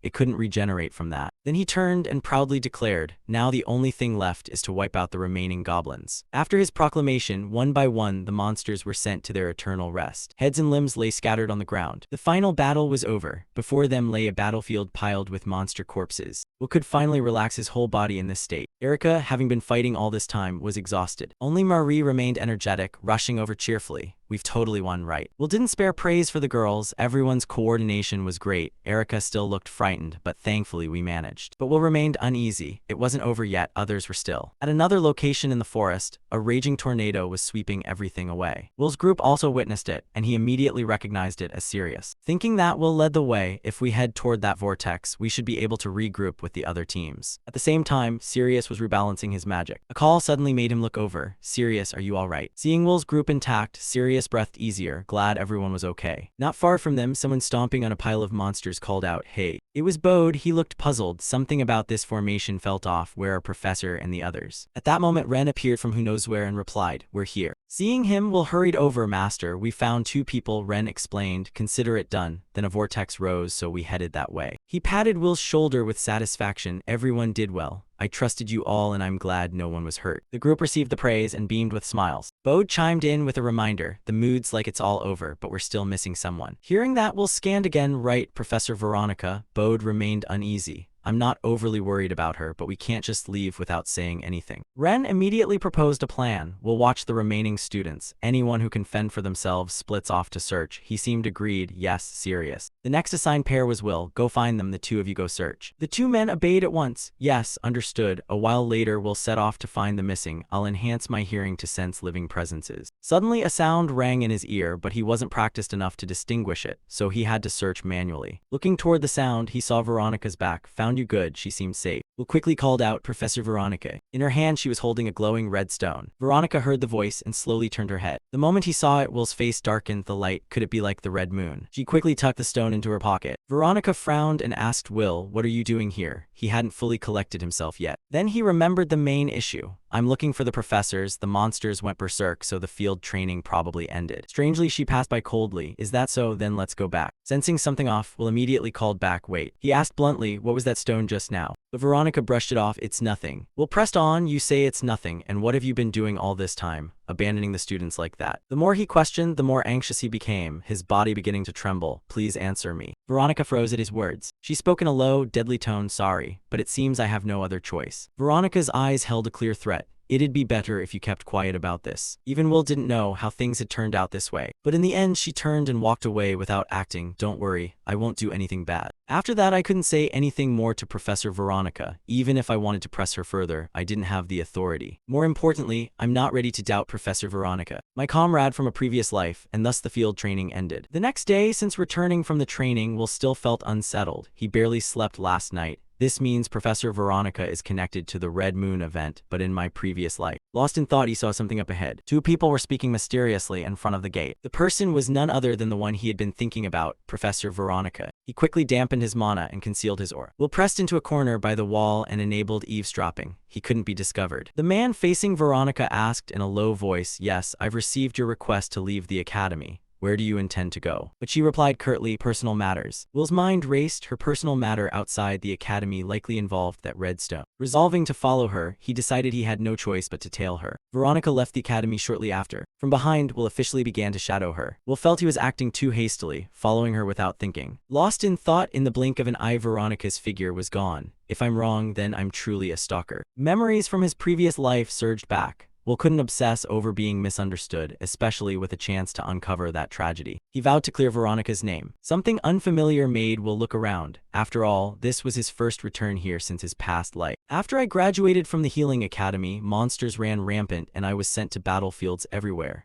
I'm fairly sure I passed through this town back then. As he thought that, he stopped and watched Veronica, if I remember correctly. It turned out she was just buying bread at a small bakery. Memories from his past life returned. Then Will was holding a loaf of bread in his hands. He looked at it with delight. Honey bread. Without hesitation, Will tasted it. This exquisite treat lit up his eyes. So good. Veronica agreed. This place is famous. Will used the chance to make small talk. I'm from the countryside, so I rarely buy treats like this. You grew up in a merchant family in the city, so you must eat this often, right? Veronica replied calmly, yes, but not entirely because of my background. It's my rule that whenever I see a bakery, I must stop in. This made Will more curious. A rule. Veronica dropped her guard and slowly recounted her life, from trading trips with her parents to coming of age and charging across battlefields. I met many people. Her gaze grew oddly thoughtful. I almost never met anyone a second time, and if I did, they had changed so much they were like different people. For that reason, Veronica set a personal rule. I don't want to regret when that happens, so I forbid myself from ever saying later. So Will no longer felt the need to hold back and blurted it out. That explains it. No wonder you speak so bluntly, it scares people. The remark surprised her. I didn't expect you to think of me that way. Then Veronica changed the subject. Besides, I don't know when I'll die. Will didn't like that and said, don't talk so pessimistically. But she candidly denied his concern. I'm not pessimistic or planning to die. I'm just living fully for the present. Suddenly her tone softened. She looked at him expectantly. If so, will you protect me? Will from my previous life didn't hesitate to answer. All right, I promise. Back in the present, thinking about it made his chest ache a little. He stood in the street tormenting himself. After all, I still let Veronica die. This time I swear I'll protect her. The more he thought, the more determined Will became, and to do that he needed to uncover the truth with his own eyes. So Will trailed Veronica even more closely. She began to enter a hidden corner behind the building. Seeing her stand before a large iron gate made Will more suspicious. Something about it looked off. He worried relentlessly. Will she be okay, Veronica? I need to improve my stealth skill to hide my presence. After a while, Veronica stepped inside. Of course, Will couldn't stay out. He hid at a corner of the wall and heard another voice. We're waiting for you. A person in a black cloak stood before her. Sorry to summon you to a place like this, but it's important. The figure removed the hood to reveal purple hair. It was all Root. She wore a scheming expression. Now about the item we discussed. Veronica remained silent, watching her opponent. After a moment, she produced the red stone, astonishing all Root. This is. She quickly grabbed the stone, but a moment later she frowned slightly. Alroot raised the stone with glee. Marvelous. Then she turned to flatter, you're truly talented. Yes, of course, I've always believed so. Perhaps Will began to hear the information he'd been seeking. With this, the greatest wish of our church. Alroot couldn't help revealing the plan. We're one step closer to the red moon. Those words turned Will's face dark. He immediately pieced together the whole affair. Of course, this really involves the red moon and this church too. Of all bad luck, the skill Will used began running out of time. Veronica sensed something amiss in the next instant. Only then did he realize, damn, his concealment skill had worn off. Without thinking, Veronica lunged at him with her sword. Will was defenseless now, eyes wide with fear. Terrified, he could only shout, Professor Veronica. She trembled violently as she braced her body in front of him. So you did follow me after all. The dragon before them grew increasingly ferocious. At that moment, footsteps came from afar. I told you, didn't I, that you must come alone. Alroot held the stone, sounding regretful. I'm disappointed you broke our agreement. I truly thought our cult was about to gain another member. Hearing that, Veronica coldly swung her sword in a slash. For the record, this was unintended. That attitude made her hurriedly appease. Oh my, I was too quick to judge. If so, just eliminate that witness and the cult will gladly welcome you. Who was startled by that remark. Instead, Veronica pointed her sword forward and replied bluntly, I refuse.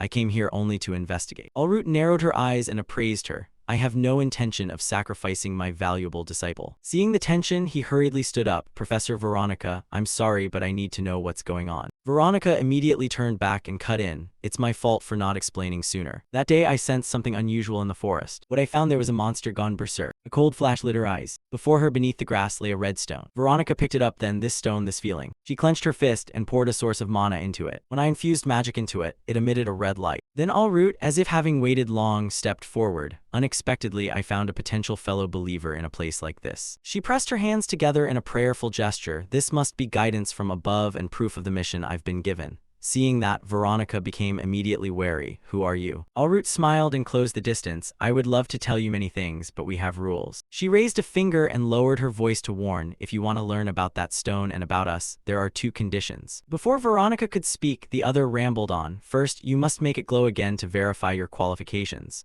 Second, you must tell no one and come to the designated place alone to prove your trustworthiness. Allroot put a hand to her chest in feigned contrition. I'm sorry to test you like this. Veronica kept her eyes on her, but I truly hope you'll become one of our followers. Back in the present, she bluntly refused the offer, so I plan to infiltrate them to investigate covertly. Recalling how I spoke to Will earlier, I thought I'd made it clear I wouldn't let anything happen. But she had coldly turned and left. It's fine, I said I wouldn't let anything bad happen. He trembled slightly behind her at that. That's still not enough explanation, Veronica added softly. You're right, sorry. Finally, Will breathed a sigh of relief, but I'm only glad you're not a bad person, Professor Veronica. Allroot across from them calmly interjected, so your desire to join the cult was a lie. Now I'm even more disappointed. As soon as she finished speaking, she dropped the stone from her hand. The water's surface made a sound, accompanied by a tone of regret. I didn't expect I'd have to eliminate such a talented person. Immediately we'll sense something amiss. The stone you received from Professor Veronica, you threw it into the water. The stone suddenly flashed red. From the deep, the Octodorako began to awaken. Even the surrounding beasts seemed to be controlled by something. The water churned violently. A slew of monsters roared up from below. Allroot quietly backed away, then clapped and shouted with excitement. Marvelous, even within the cult, those capable of granting such feral power are rare. The sight of the beasts left Will stunned. Aquatic dragon, is it really this strong? Veronica carefully counted 1, 2, 3, 8 in total. Hearing that, he immediately cut in. I'll handle half of them. She flatly refused and lunged forward. No. Veronica tightened her grip on the sword. Not necessary. Mana flowed from the sword as Veronica spun and swung, the spectral blade whirlwind assault. A flurry of razor-sharp slashes from the blade cut straight at the aquatic dragon. Will was frozen in fear at the sight.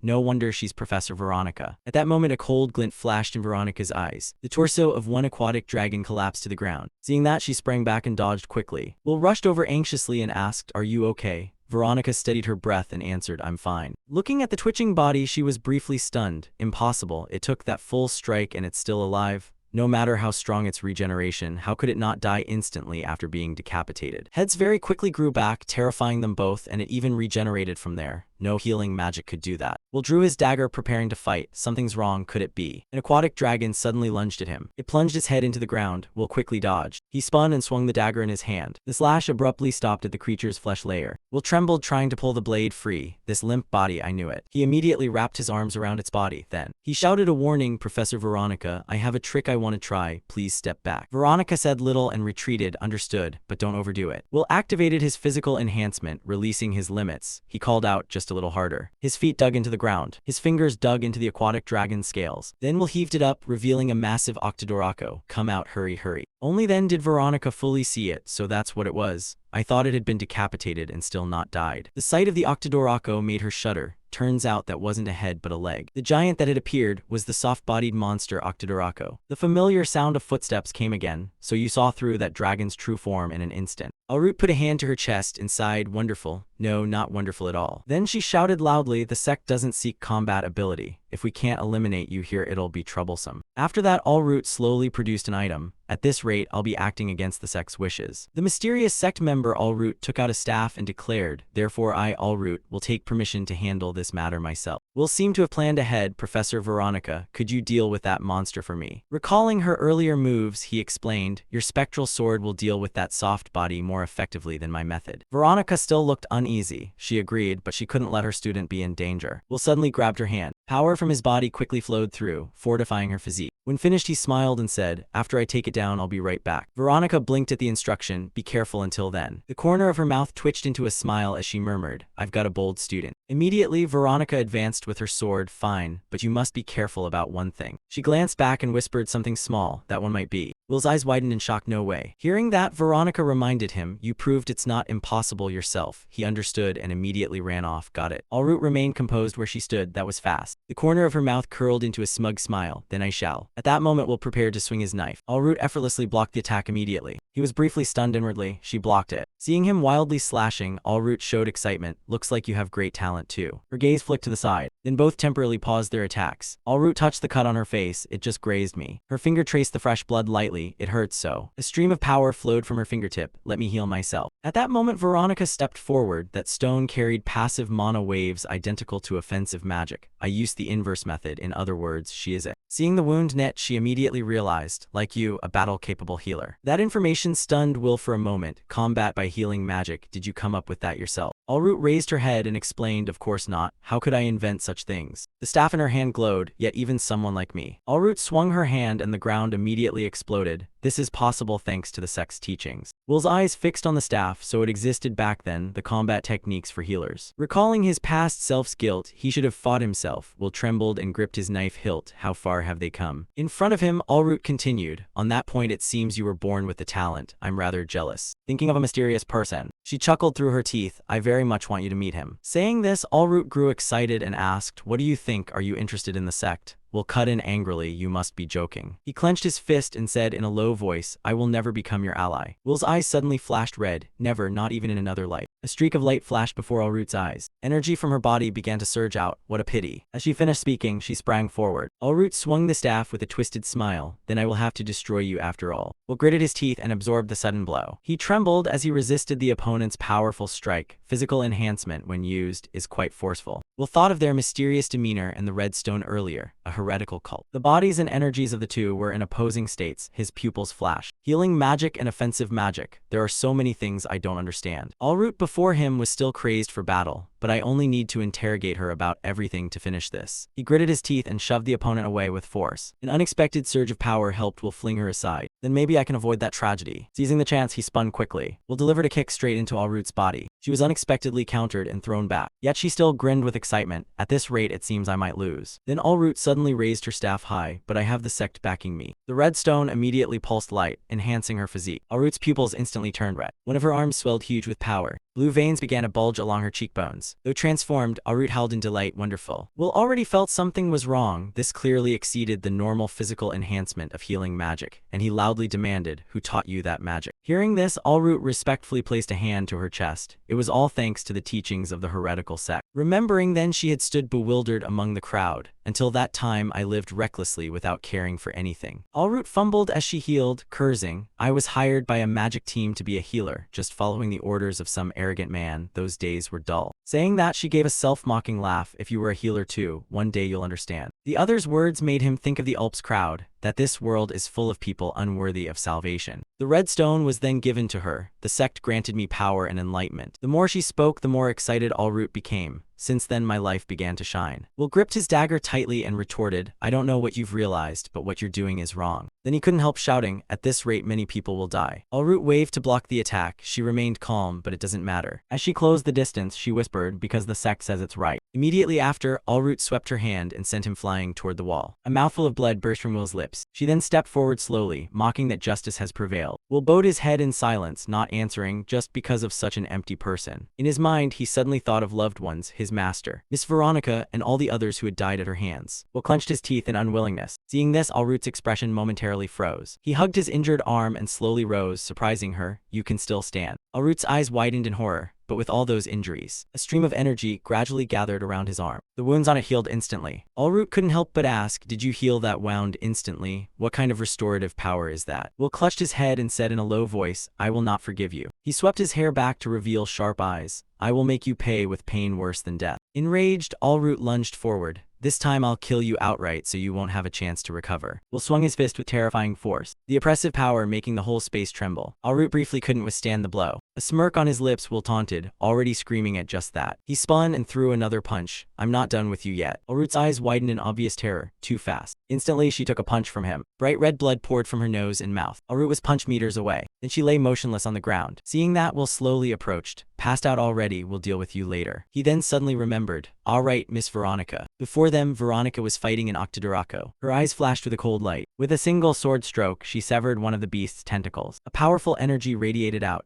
Veronica slowly sheathed her sword. Immediately, the sliced flesh pieces fell away. She smiled and turned to him. Done over there too. Veronica glanced into the distance and continued. That one has strong regeneration, so it took some time. Will understood inwardly, so the monster was a tougher opponent after all. No wonder it's Veronica. He slowly turned his head, so then. They both approached. Will lightly tapped Ulrut's face. As soon as she opened her eyes, she met Will's bright smile. Now tell us everything. Will pressed Ulrut down hard, causing her pain. Before she could recover, a sharp blade was pressed to her throat. Stubborn even when about to be buried, she snarled, don't make that scary face. Will replied coldly, that depends on you. He bluntly interrogated, I have a lot to ask. What is this cult? What is its goal? Ulrut answered vaguely, a follower may not disclose information to outsiders. To his surprise, she suddenly grabbed the knife and began spouting crazed words, always offer your life to the cult. Then, as if mad, she slashed her own throat. Long live the cult. Her suicide left Will stunned, unable to believe his eyes. Ulrut's eyes rolled after the recent pain. In the eternal realm, she still carried an obsession. I take my life to protect the cult's secrets. A perfect follower, thus my soul will be led to the world Lord Claudio's desires. As she departed, Ulrut still wore a satisfied smile. But suddenly Ulrut slowly woke up. Her mind felt strangely clear. She can't even die in peace. This is, my wound has disappeared. Ulrut felt increasingly strange. She clearly stabbed her own throat. The cold blade cutting into her neck and the hot blood gushing out felt real. Unexpectedly, Will also insisted she had killed herself. I was surprised you took your own life. I underestimated your faith. He laughed provocatively, but I already healed you. Ulrut couldn't believe it and kept denying it. That's impossible. I should have died almost immediately. Will didn't hesitate to explain. If it's almost, that means not instantly dead. I can heal that. Ulrut refused to accept it. That would be impossible for a normal healer. Then he put her in her place. I'm not normal. One day I'll become the best healer in the world. Will continued his interrogation. Do you realize, if I can heal someone on the brink of death, I can torment you up to the edge of death? Hearing that, Ulrut fell silent. Realizing the seriousness, her eyes began to panic. Will pressed his advantage, a malicious smile spreading. Well, are you ready to confess? Fear was written across Ulrut's face. No way. At this rate, she had no choice but to reveal things. But in the next second, her pupils contracted as if hypnotized. She was drawn into a mysterious space, voices urging in her ear, die for it. Ulrut's face showed sheer terror. Suddenly, tears streamed down her face. Will's expression immediately changed. Ulrut trembled in agony, her eyes rolling back. Veronica quickly sensed something was wrong. Back away, Will, something's off. Will quickly released her and stepped back. In an instant, her head and limbs vaporized. The two standing there gaped in shock. Looking closely at the ground, Ulrut had become a desiccated corpse. Will ran over, what the? He immediately tried to heal her. Wait, don't die. Seeing his efforts, Veronica could only feel helpless. It's useless. Will stopped and began analyzing. Her life force vanished in the blink of an eye, some kind of curse and an extremely powerful one. Will still had many questions. Who was behind this man? Veronica asked him, Will, are you okay? He replied with some regret, I'm fine, but this guy. Only then did he feel guilty. This was a chance to extract information. It's my fault for letting you come. Sorry. But she was generous and didn't hold it against him. As long as the students are safe, that's enough. Veronica smiled gently and said, let's return to the academy. On the way back, Will kept muttering, the red stone was destroyed. In the end, we learned nothing. Veronica remained calm and explained in turn.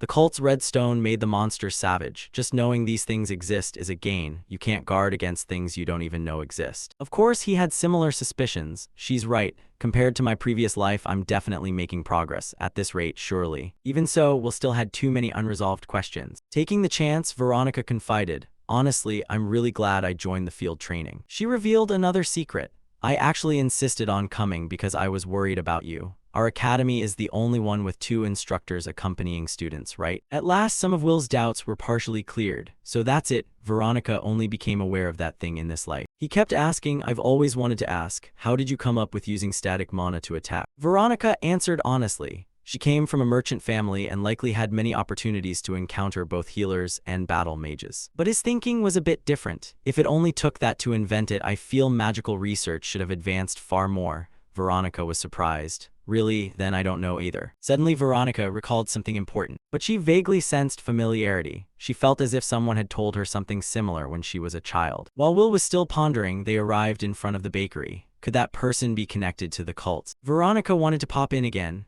Will, let's put the complicated stuff aside. Do you want to buy some bread? Will's spirit felt pulled back by the question. He nodded happily and said, yes, please. And so the big mysteries remained. I gained new power to avoid destruction. I was scolded for going out without permission. Elsewhere in a room, the atmosphere was eerily silent. Ulp sat neatly at the table but seemed dead. There were still snakebite marks on his neck. And then another voice spoke, the diligent one is dead, and now it comes to me. The girl carries a snake with her, mouth constantly agreeing, I'll do it, I'll do it. She held the red stone in her hand, staring at it entranced, as if it were an order from the cult. A few days had passed since the battle with the sect. At this time, Will and Veronica were sparring. He kept asking about the previous information. Did you find anything about the sect? She quickly replied, not much, called a sect, but it seems they showed no notable activity. Will expressed regret, I wish I could go into town to gather intel. She showed her strictness. Students need a permit to leave the academy. Veronica reiterated that a student's duty is to study. Will smiled confidently, I know, but I hate sitting idle, so I came up with an idea. As he spoke, he suddenly focused all his force into the balls of his feet, then accelerated and avoided Veronica's strike. Without her noticing, Will closed in from behind. I planned to seek out Master Shedarl, the foremost monster expert. Thinking it would be easy, he was instead effortlessly blocked by Veronica. So that's it, you intended to use the off-campus program, but she stuck to her view. I'm pretty sure you need excellent theory grades to register. As she spoke, she swung her sword, forcing Will to struggle to defend. Are you even qualified? He confidently tossed her backward. Don't worry about it. Will began to boast, this time I ranked first in theory for the whole class. Hearing that, Veronica sheathed her sword and breathed a sigh of relief. Having an outstanding student like you makes me proud, and you're becoming more reliable, aren't you? But he still recognized he needed to know his limits. I still have a long way to go, but I've begun to realize how much you've been holding back, and that's good. Just then, Veronica offered a reward. It's time for you to choose your core. He was still clueless. Core. She analyzed seriously. You have the creativity to flexibly turn healing magic into attacks, but if you find a specialty and hone it, your combat style will stabilize, and the variety in your options will shine even. But Will answered thoughtlessly, then I'll choose Professor Veronica. Veronica emphasized again, what I can teach you is sword magic. Are you really okay with that? No need to rush your decision. Then she quickly proposed, for now we should go meet Master Shedarl. Will finally understood, I get it. After that he began his journey. He had an appointment with Master Shedarl, and the weather was beautiful despite being far from town. This trip exceeded his expectations, a perfect day for field study. The off-campus program lets students learn from experts outside the academy. At Schwarz, we often visit mages active on the front lines, but you can also experience the most advanced academic fields. Shedarl was a famous monster researcher even in my previous life. His achievements were great enough to earn a royal medal. The more he thought about it, the more Will admired him, a true monster scholar living far from settlements. But his nature was even more curious. I wonder if he's ever been attacked by monsters. Suddenly, Will sensed danger and looked up. From above, a torrent of huge boulders was falling like a landslide. Will quickly brought his mind back to the present. There are dangers like this here too. He ran full force and dodged each boulder. But suddenly, one boulder seemed to target him and was hurtling straight at him. Will quickly focused all his mana into his palms, then swung a few cuts, cleaving the rock into many pieces. Afterwards, he calmly regained his composure. But it seemed not over. He continued to sense something rushing toward him. It was a throwing dart. Will managed to catch it successfully. He inspected it carefully, a star-tipped arrow. Just then two others approached. Sorry. The black-haired one gave an unconvincing excuse. A monster trap misfired. Will didn't want to bother with petty men and intended to leave. Trap misfired. I nearly died, do you know that? But the black-haired one taunted, you're still alive, aren't you? The blonde youth sounded more genial. We're hunters here. People don't usually pass this way. We'll be more careful next time. Will sighed in annoyance and moved on. Learn your lesson. We were in a hurry, so please don't do that. But it turned out to be a cover. The blonde began to reveal his mean nature. I've learned my lesson. The two planned to act maliciously and jump Will's group. Next time we'll make it count. But he calmly bent down, dodged their attack, then glanced over and observed carefully. Seeing things in his favor, he gave the two a kick that sent them straight over the cliff. The two stubborn young men still clung to the cliff to hold on. Will looked at them with disdain. The bracelets and rings clearly didn't fit them. Without thinking much, he casually remarked, obviously stolen goods. Will's voice suddenly went cold as he stepped toward them. Funny enough, I've been thinking about this lately. Whether there's an effective way to reform bad people. As he squeezed the blonde's mouth, a new idea occurred to him.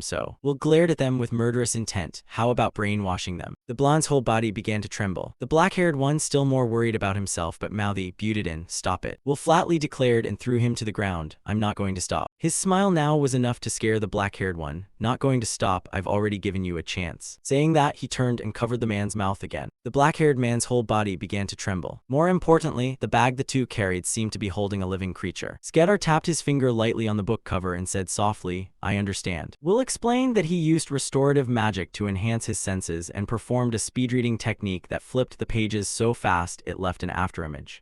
Skedar stood looking at the pile of books in astonishment. The boy smiled brightly and pointed to his head, saying that although the method left him exhausted, he could recover from that fatigue himself. Skedar put his hand to his face, admitting he had underestimated restorative magic and that a researcher shouldn't cling to old prejudices. Will said it was fine, then eagerly urged the professor to give him the next assignment. Skedar looked straight into the young student's eyes. His face suddenly grew stern. Sleep. The brief instruction from Skedar left Will bewildered. He explained that self-recovery doesn't restore physical stamina. Even if the mind is alert, work performance will still decline. Behind him was a humorous illustration of Will looking utterly exhausted. Will silently admired Skedar's perceptiveness that, with just a few words, he had seen through his condition. Skedar reassured him that there was still time for field work, so there was no rush. They would depart after Will had rested. Cut to the high mountains, the two set off on their journey. Will still hesitated, asking if this was really okay. Will carried the tiny dragon Rare on his shoulder. He named it that simply because it was a rare-class monster. Skedar said they couldn't leave it in the lab, and observing the dragon would be a valuable experience for Will. Suddenly he stopped, his eyes lighting up as he spotted their target. Before them stood a massive Capricorn with sweeping horns and sullen yellow eyes. Will recalled the book's information. This is a herbivorous monster that usually lives in high mountains, far from human settlements. The professor praised Will's thorough preparation, then asked how it felt to see one in person. The Capricorn radiated an ominous purple aura. He felt it was far more imposing than he had imagined. Skedar nodded in agreement, emphasizing that real-life impressions always mattered most. He explained that the species is usually docile and less provoked, but if it attacks, it becomes an extremely formidable opponent. Skedar reminded Will to always anticipate the worst when dealing with living creatures. Will nodded in agreement. Out of nowhere, Rare became alert. It hissed and began emitting a blue electric aura. The shrill hiss of Rare made Will jump. The Capricorn suddenly went berserk, roaring fiercely amid a blood-red atmosphere thick with killing intent. The sound of hooves striking the ground was harsh, and the mountains seemed to tremble under its weight. The beast charged straight toward the two at a terrifying speed. Skedar remained standing, observing from behind. Will immediately took a defensive stance, determined to stop the attack. He cast Plant Manipulation, summoning gigantic vines from the ground to coil tightly around the creature. Will smiled confidently as the plan seemed to be working. But his smile vanished when the Capricorn bared its sharp teeth. It seemed unfazed by the mass of vines. With mad strength, the monster tossed aside and tore through all of Will's botanical barriers. Will broke into a cold sweat, not expecting its power to far exceed every estimate. Skedar shouted Will's name as the beast closed in dangerously close. With no other option, Will quickly drew his dagger. He lunged like an arrow, driving the dagger straight into the Capricorn's neck as blood sprayed everywhere. The monster screamed in agony, the roar echoing across the valley amid streaks of blue electricity. Will landed after the decisive strike. Blood still hung in the air, creating a dramatic scene. The beast collapsed to the ground with a heavy thud. The battle ended swiftly in silence. Skedar stepped closer to ask if Will was hurt while Rare circled overhead. Will looked at the creature lying there with sadness. He realized it hadn't intended to attack, it had just been terrified of something. He asked if Professor Skedar had seen that too, and had planned to restrain it for that reason. Skedar adjusted his glasses and smiled softly. So you noticed it too. Will lowered his eyes in remorse, thinking that if he had been stronger, he might have handled the situation better. Skedar silently observed his pupil's expression, a pensive look passing over his eyes behind the glasses. He sighed softly, remarking that although Will was very talented, he was carrying too much burden on his young shoulders. Skedar recalled the moment Will had rushed forward to protect him and draw the creature's attention onto himself. At their feet, the Capricorn had been treated by Will and now lay still, breathing evenly and unlikely to wake soon. Will still felt guilty for failing to stop it with vines from the start, but Skedar said that if anyone was to blame, he, who only stood and watched, shared that guilt. Will was stunned by the unexpected comfort from the usually distant professor. Skedar assured him that there were surely more people willing to help Will than he realized, and advised him not to bear everything alone. Will watched Skedar's retreating figure, wondering just how deeply the professor had seen through him. Although he felt completely seen, strangely Will did not feel uncomfortable. Instead, he felt lighter. Skedar placed a hand on his chin, pondering what exactly Rare and the Capricorn had sensed earlier. Rare nuzzled Will's shoulder and fell asleep, likely exhausted from the tense warning it had just given. In a dim room, a hand held a red mana gem glowing brightly. Beside it, a black snake with bewitching purple eyes coiled. The mysterious woman muttered about the trouble caused by sensitive creatures, revealing that she had only infused a small amount of magic into them as an experiment. She smiled wickedly and threateningly, nomming Skedar as if he were the next target in her dark scheme. The two, Will and Skedar, strolled leisurely along the mountainside.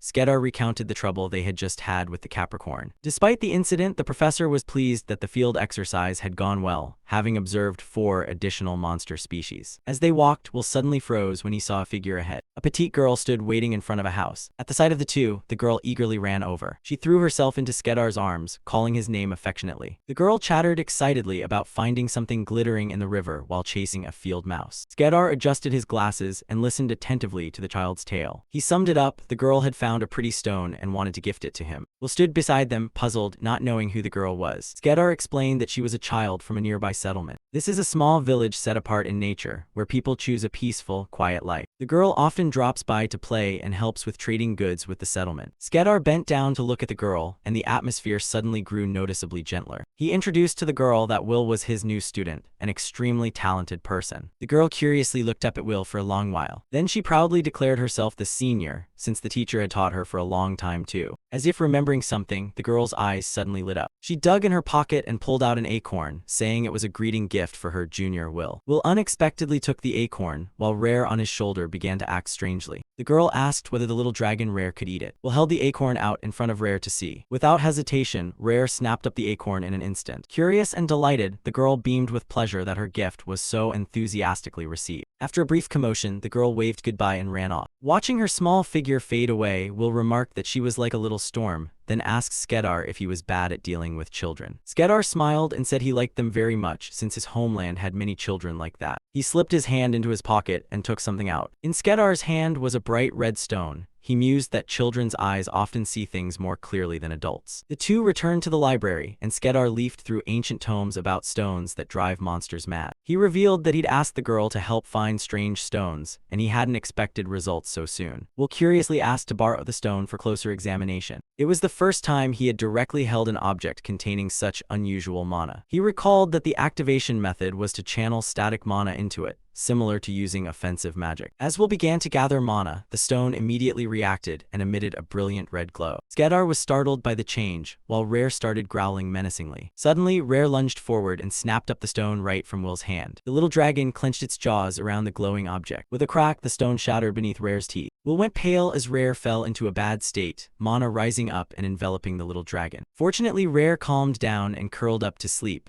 Will awkwardly apologized for ruining the precious sample. Skedar did not blame him, but his gaze grew unusually serious. Skedar observed that Will seemed to know more about this stone than he had thought. He fell silent as Will mentioned a mysterious cult behind the events. Skedar announced he needed to go down to the cellar to investigate these clues further. Will was about to speak up to help when his teacher signaled him to stop immediately. While acknowledging Will's talent, Skedar considered it still too early for him to venture into such dark matters. Will was silent for a moment, then quietly nodded in agreement with his teacher's decision. Skedar patted his shoulder in consolation, believing that at Will's rate of development, it wouldn't be long before he could stand in that position. The door slammed shut, leaving Will alone in the vast library room. Looking at the shards of the red stone on the table, Will told himself that coming to this academy had definitely been the right decision. However, he remained troubled, feeling that Professor Skedar was deliberately hiding truly important secrets. Images of a ruined, monster-filled future flashed through Will's mind, and he wondered what he must do to change that outcome. He realized that sitting and worrying was pointless and sprang to his feet to take action. Will decided to review everything he'd learned about the monster species he encountered today. He immediately activated the Enhanced Senses skill to focus fully on reading. Suddenly, Will's gaze hardened as his keen hearing detected a strange sound behind the door. He quietly opened the door, his eyes sharp as he stared into the pitch-black hallway. Standing in the silent academy courtyard at night, Will faced a stranger and coldly asked who he was. A blue magical aura flared on Will's hand as he issued a stern warning. If that person left right now, he would spare them. Will stood there with healing magic coalescing in his hand, setting the condition that if they left silently, he would let it pass. Under the pale moonlight, only the feet of the person opposite stood motionless on the ground. Will slightly furrowed his brow, evidently watching the other's movements very closely. A man was supporting his comrade as they approached. Both looked bedraggled, stumbling and begging for help. On closer look, Will recognized them immediately. They were the men who caused trouble for him yesterday. The brown-haired man panted, his face pale as he explained that his companion had been bitten by a venomous snake and that he himself had a wound on his neck. He swore he'd turn his life around and begged Will to save him. Will replied curtly, "Fine." Though he said he wouldn't forgive what they'd done, Will still reached out.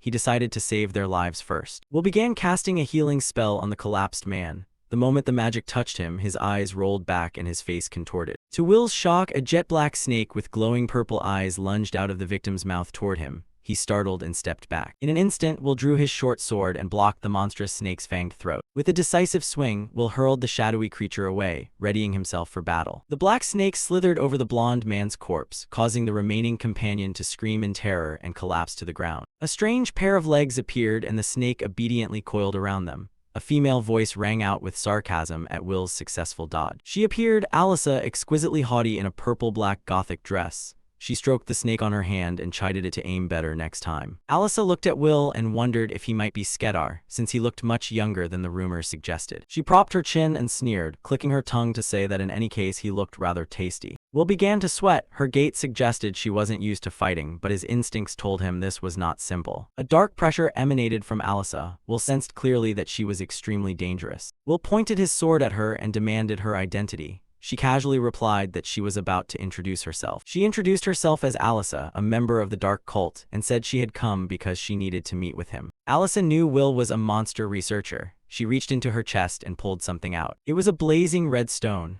Alyssa held it up before Will and asked if he was interested in it. Will's eyes widened in shock. This was the mysterious red stone he had been investigating. Alyssa explained that with this stone, one could control monsters at will. To prove it, Alyssa channeled mana into the stone. Immediately, a giant shadow snake appeared, coiling threateningly. Not giving the opponent time to act, Will lowered his stance, preparing to strike. He lunged forward and severed the black snakes. Dark ichor splattered as Will's blade swept through. Alyssa showed surprise at Will's power, raising a hand to her mouth in admiration. Will drove his sword into the ground and coldly said that, indeed, he was very interested. With his blade still stained with blood, Will demanded she reveal everything she knew. He wanted to capture her for information. Alyssa sighed, looking exasperated that Will was such an overly serious type. She turned to the trembling man nearby, reminding him that he should do his part as well. The man panicked, shouting that he had followed orders and now only begged for his life. Alyssa closed in, placed a finger to her lips for silence, and retorted that she hadn't permitted him to fail. Whatever, Alyssa said, then a black snake began to slither out from her body. She squeezed the head of the shadow snake, and a purple mana began to envelop it. With a wicked smile, Alyssa told the man to accept her curse. The brown-haired man froze as black spots began to appear on his neck. He stammered, not understanding what was happening. Behind him, a gigantic Grim Reaper apparition wielding a scythe emerged from inky smoke, engulfing his body. He began to foam at the mouth, tears and snot streaming as he writhed in unbearable pain. He collapsed to the ground, clutching his neck and screaming miserably. Alyssa stood behind him, looking down coldly as if watching a diversion. Alyssa laughed harshly with glee. She savored the victim's agony, proclaiming that this moment was truly the best. Will rushed forward to save the man. He wondered if this was a magic that used snakes as intermediaries and immediately cast a healing spell. The moment his hand touched him, Will's eyes widened in horror. He realized something was terribly wrong on the victim's body. Bright red crack-like marks appeared on the man's neck. Will gasped as he realized it was the venom curse. Sweat poured down. Will paled as he recognized how dire the situation was. Ordinary healing magic was utterly useless against this venom curse. Alyssa tilted her head and regarded Will with mild disappointment. She realized he was merely a healer, not the Skedar she had assumed. Her purple eyes flashed coldly. Alyssa began to shift her focus elsewhere. She looked toward the nearby wooden house and guessed that Skedar was inside. Will anxiously followed her gaze. Alyssa ordered the shadow snakes to attack. A black tabio shot off on command. Will shouted, quickly throwing his short sword at the serpent to stop it from reaching the house. The thrown sword hit its mark, but the shadow snake suddenly vanished into the shadow on the ground. Will stood stunned in disbelief. He hadn't expected these creatures could disappear into darkness so easily. The snake suddenly appeared right by the house door. Will shouted Professor Skedar's name to warn him. At that moment, a radiant golden magic circle manifested beneath the creature's feet. A magical explosion erupted, blasting the shadow snake to pieces.